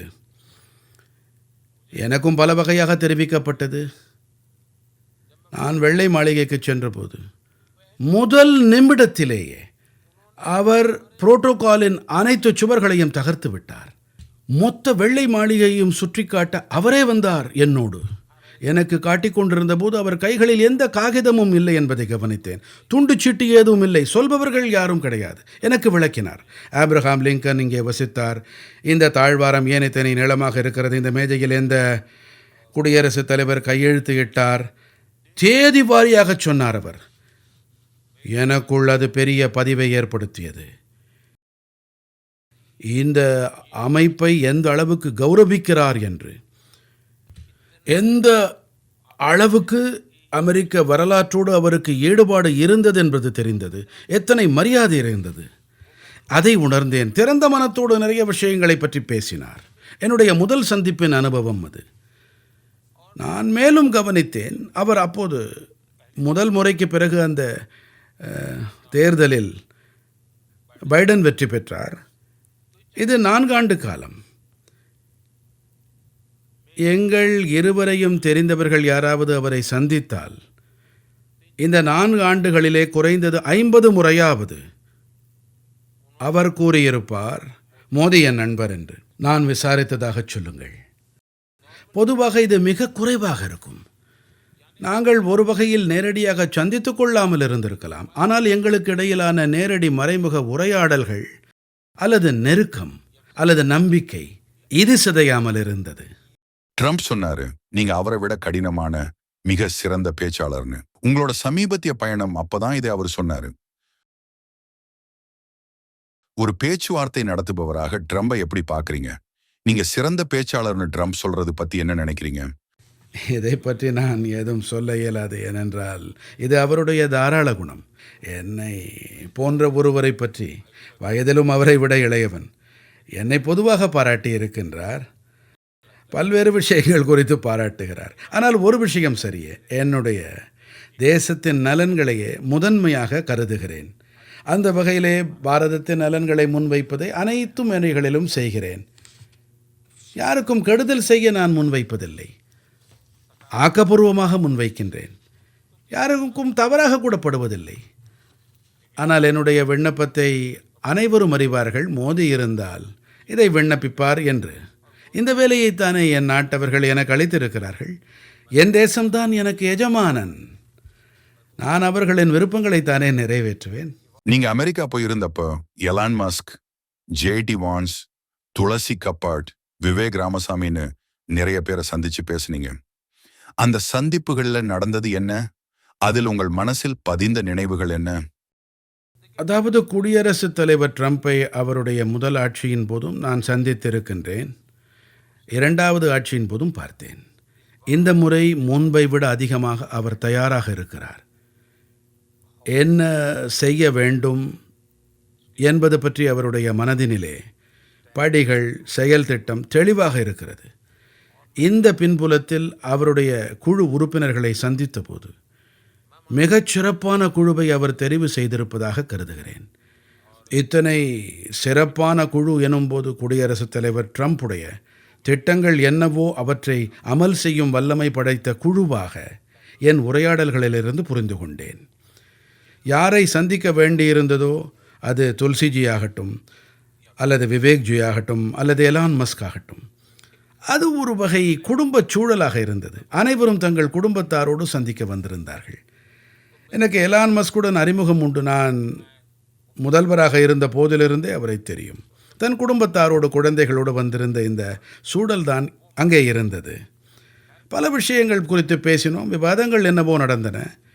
இப்போது டோட்ஜ் என்று நடக்கிறது இல்லையா, அது சரியானதும் கூட என்னை பொறுத்தவரையிலே. எந்த வகையில் அவர் செய்கிறார்? எனக்கும் சந்தோஷமான விஷயம், 2014 அவர் வந்தார். என்னுடைய விருப்பமும் கூட என்னுடைய தேசத்திலே புகுந்திருக்கின்ற பழமையான நோய்கள், அதிலிருந்து தேசத்தை அந்த நோய்களிலிருந்து, தவறான பழக்கங்களிலிருந்து எத்தனை விரைவாக விடுவிக்க முடிவது ஒரு பக்கம். எடுத்துக்காட்டாக எங்கள் நாட்டிலே நானே கவனித்திருக்கிறேன், 2014 பிறகு எங்களை பற்றி இந்த உலகம் தழுவிய அளவுக்கு விவாதம் ஏதும் இல்லை, குடியரசுத் தலைவரின் டோட் செயல்பாட்டோடு ஒப்பீடு செய்யும் அளவுக்கு. ஆனால் நான் உதாரணம் கூறினால் எப்படி பணிகள் நடக்கின்றன என்பதன் புரிதல் ஏற்படலாம். நான் கவனித்த வரையிலே அரசாங்க திட்டங்களின் ஆதாயங்கள் இருக்கின்றதே, குறிப்பாக மக்கள் நலன் தொடர்பான பணிகள், இதனால் ஆதாயம் பெற்ற சில பேர் பிறப்பே எடுத்தது கிடையாது. ஆனால் போலி பெயர், கல்யாணமாகிறது, விதவைகளாகிறார்கள், ஓய்வூதியம் அளித்தல் தொடங்கி விடுகிறது, ஊனம் ஏற்பட்டு ஓய்வூதியம் கிடைத்து வருகிறது. நான் இதை நன்கு ஆராயத் தொடங்கிய போது நீங்களே ஆச்சரியப்பட்டு போவீர்கள். 100 மில்லியன், அதாவது 10 கோடி பேர்கள், இப்படிப்பட்ட 10 கோடி போலி பெயர்கள், அவர்களை அமைப்பிலிருந்து வெளியேற்றினேன். மேலும் இதன் காரணமாக பணம் மிச்சமானது. நானும் நேரடியாக பணத்தை வங்கியில் போடுவதை தொடங்கினேன். டெல்லியிலிருந்து அளிக்கப்படும் பணம் நேரடியாக அவர்களின் வங்கி கணக்கை சென்று சேர வேண்டும். இவை காரணமாக என் தேசத்தின் சுமார் 3 லட்சம் கோடி ரூபாய்கள் மிச்சப்படுத்தப்பட்டு தவறான கைகளுக்கு சென்ற பணம் மிச்சமாகி இருக்கின்றது.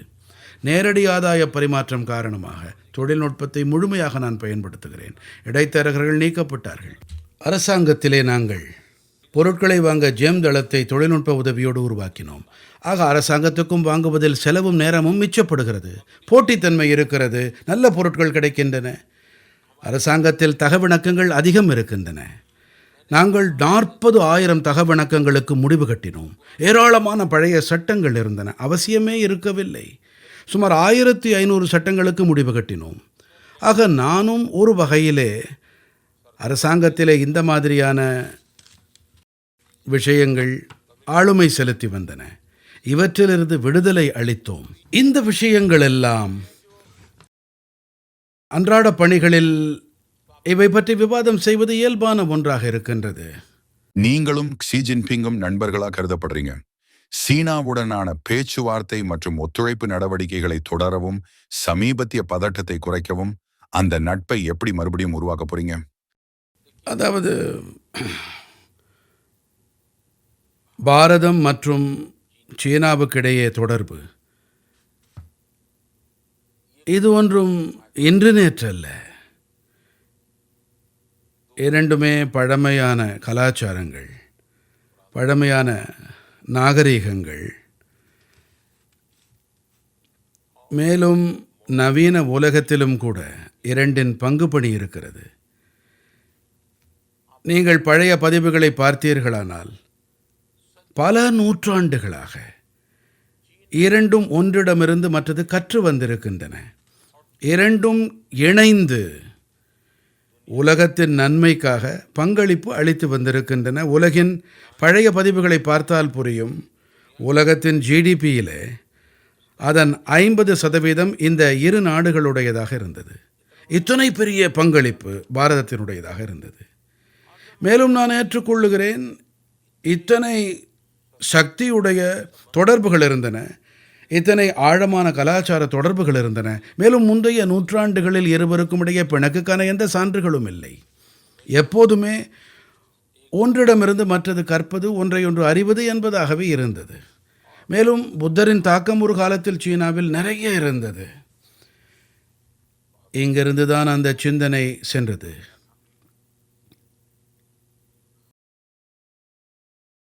நாம் எதிர்காலத்திலும் கூட இந்த தொடர்புகளை பலப்படுத்தி வர வேண்டும், தொடர வேண்டும். இந்த மாதிரியான அண்டை நாடுகள் என்றால் ஏதோ வகையில் கருத்து வேறுபாடுகள் இருக்கத்தானே செய்யும். எப்போதாவது கருத்து வேறுபாடுகள் ஏற்படுவது இயல்பான ஒன்று, எப்போதும் கிடையாது, குடும்பத்தில் இருப்பது தானே. ஆனால் எங்களுடைய முயற்சி வேறுபாடுகள் என்னென்ன இருக்கிறதோ அவை பிணக்குகளாக ஆகக்கூடாது. இந்த நோக்கில் எங்கள் முயற்சி இருக்கிறது. இந்த வகையிலே தான் நாங்கள் மோதல்கள் அல்ல, பேச்சுவார்த்தை, இதை தொடர அழுத்தமளிக்கிறோம். அந்த நிலையில்தான் ஒரு சீரான கூட்டுறவான உறவு, மேலும் இரு நாடுகளுக்கு இடையே சிறந்த நலன்களுக்காக இருக்கும். இது உண்மைதான். எங்களுடைய எல்லை விவாதம் தொடர்ந்து நடக்கிறது. 2020 எல்லையிலே நடந்த சம்பவங்கள், இதன் காரணமாக எங்களுக்கிடையே கணிசமான பிளவு ஏற்பட்டது. ஆனால் இப்போது குடியரசுத் தலைவர் ஜியை நான் சந்திக்க நேர்ந்தது. அதன் பிறகு எல்லையிலே இருந்த அழுத்தங்கள் இழக்கப்பட்டிருக்கின்றன. 2020க்கு முந்தைய நிலையை எட்ட பணியாற்றி வருகின்றோம். நாங்கள் இப்போது மெல்ல மெல்ல அந்த நம்பிக்கையும் அந்த உற்சாகமும் அந்த ஆர்வமும் மீட்டெடுக்கப்படும். இதற்கு சற்று காலமாகும். இடையே 5 ஆண்டுகள் இடைவெளி ஆகிவிட்டது. நாங்கள் ஒற்றுமையாக இருப்பது ஆதாயமானது மட்டுமல்ல, அதோடு உலகளாவிய நிலைத்தன்மை மற்றும் வளத்துக்கும் அவசியமானதும் கூட. 21ஆம் நூற்றாண்டு ஆசியாவின் நூற்றாண்டு எனும்போது நாங்கள் விரும்புவது பாரதம் சீனத்திற்கு இடையே உரசல்கள் எல்லாம் இயல்பானது தான். உரசல்கள் மோசமானவை அல்ல, அவை மோதல்களாக மாறக்கூடாது. உலக போர் சூழல் இருக்கிறதால உலகமே கவலையில இருக்கு. உக்ரைன் விஷயத்துல அமெரிக்கா சைனா இடையிலான மோதல், ஐரோப்பாவில் ரஷ்யாவின் அழுத்தம், இஸ்ரேலில் மத்திய கிழக்கு நாடுகளின் அழுத்தம். 21ஆம் நூற்றாண்டுல நாம எப்படி உலகப் போரை தவிர்க்கிறது? மோதல் போக்கையும் சண்டைகளையும் எப்படி தவிர்க்கிறது? அதாவது கோவிட் பெருந்தொற்று நாம் அனைவரின் வரம்புகளை வெளிச்சம் போட்டு காட்டிவிட்டது. நாம் எத்தனைதான் நம்மை பலமான தேசம் என்று நினைத்து கொண்டாலும், வளர்ச்சி அடைந்தவர்களாக நினைத்து கொண்டாலும், விஞ்ஞான வளர்ச்சி அடைந்தவர்களாக கருதினாலும், எதுவாக இருந்தாலும் அவரவர் நினைப்புக்கேற்ப. ஆனால் கோவிட் காலத்தில் நாம் அனைவரும் தரையிறக்கப்பட்டோம். உலகின் அனைத்து தேசங்களும் அப்போது உலகம் இதிலிருந்து கற்கும் என்று தோன்றியது. நாம் ஒரு புதிய உலக வரிசை நோக்கிச் செல்வோம் என்று நினைத்தோம். அதாவது 2ஆம் உலகப் போருக்குப் பிறகு ஒரு உலக வரிசை உருவானது. அப்படி கோவிடுக்கு பிறகும் ஏற்படும் என்று நினைத்தோம். ஆனால் துரதிர்ஷ்டவசமாக நிலைமை என்னவானதென்றால், அதாவது அமைதியை நோக்கிச் செல்வதற்கு பதிலாக உலகம் பிளவுபட்டது. நிச்சயமற்ற ஒரு நிலைமை உருவானது. போர்கள் அதை மேலும் சிக்கலாக்கியது. என்ன நினைக்கிறேன் என்றால், நவீன யுத்தங்கள் வெறும் ஆதாரங்கள் அல்லது நாட்டங்களுக்காக மட்டுமல்ல. இன்று நான் பார்க்கும்போது இத்தனை பல வகையான மோதல்கள் நடைபெற்று வருகின்றன. புறப்போர்கள் பற்றி விவாதிக்கப்பட்டாலும் அனைத்து துறைகளிலும் மோதல்கள் இருக்கின்றன. சர்வதேச அமைப்பு தோன்றியது. இது கிட்டத்தட்ட பொருத்தமற்றதாக ஆகிவிட்டது. சீர்திருத்தம் இல்லை. ஐநா போன்ற அமைப்புகள் தங்கள் பங்களிப்பை ஆற்ற முடியவில்லை. உலகத்திலே யாரெல்லாம் சட்டத்தை விதிகளை பொருட்படுத்தாமல் அனைத்தையும் செய்கிறார்கள், யாராலும் தடுக்க முடியவில்லை. இத்தகைய சூழ்நிலையிலே புத்திசாலித்தனம் என்னவென்றால், அனைவரும் மோதல்கள் பாதையை விடுத்து சமரச பாதையை கைக்கொள்ள வேண்டும். மேலும்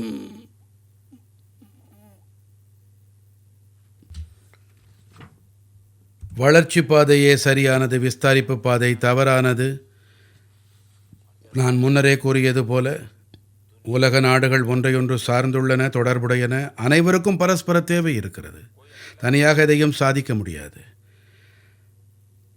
நான் கவனித்த வரையில் எத்தனையோ பல வகையான மேடைகளுக்கு நான் செல்ல வேண்டியிருந்தாலும் அதிலே அனைவரையும் கவலை அரித்தெடுக்கிறது மோதல் பற்றி. அதிலிருந்து விரைவாக விடுதலை கிடைக்க வேண்டும் என்று நம்புகின்றோம். நான் இதுல சிறந்தவன் இல்லை. நீங்கள் கடிகாரத்தை பார்க்கிறீர்கள். இல்ல, நான் என்ன செய்யறேன்னு எனக்கே தெரியல பிரதமர் அவங்களே. நான் இதுல கைதேர்ந்தவன் இல்ல. சரி, உங்க வாழ்க்கையில உங்க வேலை எல்லாத்தையும் கடந்து வந்திருக்கீங்க. இந்திய வரலாற்றுல ரொம்ப கடினமான நேரங்களை நீங்க பார்த்திருப்பீங்க. அதுல ஒண்ணு 2002 நடந்த குஜராத் கலவரம். நவீன இந்தியாவோட வரலாற்றுல ரொம்ப சோதனையான காலங்கள் அதுவும் ஒண்ணு. குஜராத்தோட இந்து மற்றும் முஸ்லிம் மக்களுக்கு நடுவுல கலவரம் ஏற்பட்டப்போ சுமார் 1000 பேர் இறந்து போனாங்க. அந்த பகுதியில இருந்த மத ரீதியான பதற்றத்தை அந்த கலவரம் காட்டுச்சு. அந்த நேரத்துல நீங்க குஜராத்தோட முதல்வரா இருந்தீங்க. திரும்பி பார்க்கும்போது அதுல இருந்து நீங்க என்ன பாடம் கத்துக்கிட்டீங்க? நான் இதையும் சொல்லி ஆகணும். 2012லயும் 2022லயும் இந்த வழக்கை விசாரிச்ச இந்தியாவோட உச்ச நீதிமன்றம் குஜராத் வன்முறையில உங்களுக்கு எந்த சம்பந்தமும் இல்லைன்னு சொல்லிடுச்சு.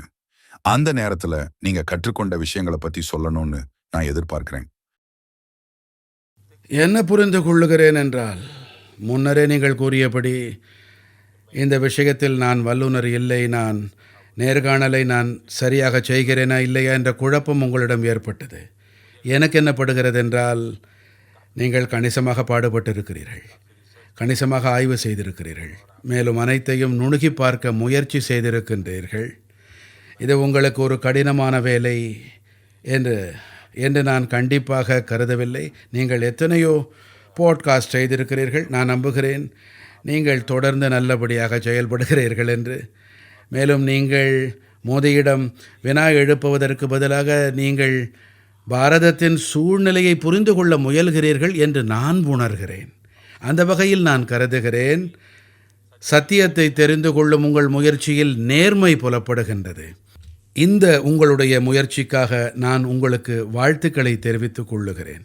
அந்த பழைய விஷயங்கள் குறித்து நீங்கள் கேட்டீர்களே, ஆனால் நீங்கள் 2002 அந்த குஜராத்தின் கலவரங்கள், அதன் முந்தைய நாட்கள் பற்றிய ஒரு 12-15 ஆண்டுகள் பற்றிய காட்சியை உங்கள் முன்வைக்க விரும்புகின்றேன். அப்போது உங்களால் கணிக்க முடியும் அப்போது என்ன நிலை இருந்ததென்று. இப்போது டிசம்பர் 24, 1999. அதாவது 3 ஆண்டுகள் முந்தைய விஷயம். காட்மண்டுவிலிருந்து தில்லிக்கு வந்து கொண்டிருந்த விமானம். அதனை கடத்தி ஆப்கானிஸ்தானின் கந்தஹாருக்கு கொண்டு சென்று விட்டார்கள். பாரதத்தின் பல நூறு பயணிகளை பிணையாக பிடித்தார்கள். பாரதம் முழுக்கவும் பெரும் புயல் வீசியது. வாழ்வா சாவா பிரச்சனை. அடுத்து 2000ஆவது ஆண்டிலே தில்லியின் செங்கோட்டையில் தீவிரவாத தாக்குதல். மேலும் ஒரு புதிய புயல் இதோடு இணைந்து கொண்டது. 11 செப்டம்பர் 2001 அமெரிக்காவின் இரட்டை கோபுரம் மீது மிகப்பெரிய தாக்குதல் தொடுக்கப்பட்டது. இது மீண்டும் ஒரு முறை உலகத்தை கவலையில் ஆழ்த்தியது. ஏனென்றால் இவை அனைத்தையும் செய்தவர்கள் ஒரே வகைப்பட்டவர்கள்தாம். அக்டோபர் 2001 ஜம்மு காஷ்மீர் சட்டப்பேரவையில் தீவிரவாத தாக்குதல்.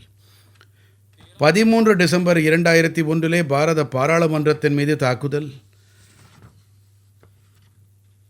அதாவது அந்த காலகட்டத்திலே 7-8 மாதங்களில் நடந்த சம்பவங்கள் உலகளாவிய அளவில் நடந்த சம்பவங்கள். தீவிரவாத தாக்குதல்கள், பாதகங்கள், அப்பாவி மக்களின் படுகொலை சம்பவங்கள். அப்போது பார்த்தால் ஒரு வகையிலே அமைதியற்ற நிலை. ஒரு தீப்பொறி போதுமானது. அந்த சூழல் உருவாக்கிவிட்டது. இந்த சமயத்திலே திடீரென்று அக்டோபர் 7, 2001 எனக்கு முதல்வராகும் பொறுப்பு திடீரென்று என்னிடத்திலே அளிக்கப்பட்டது. என்னுடைய மிகப்பெரிய பொறுப்பு என்னவென்றால், குஜராத்திலே நிலநடுக்கம் அப்போது ஏற்பட்டிருந்தது.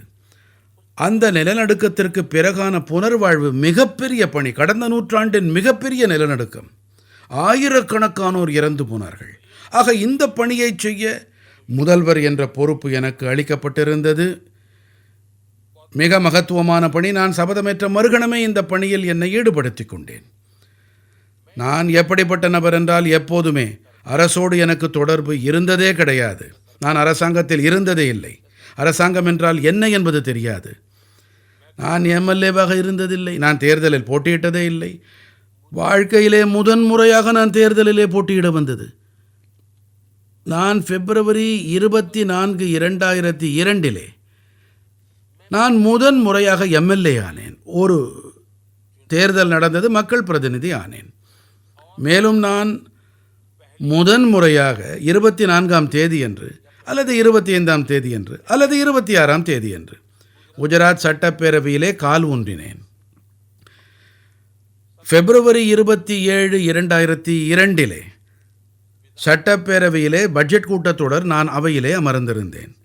அதே நாளன்று, அதாவது எனக்கு எம்எல்ஏ ஆகி 3 நாட்கள் ஆகியிருந்தன.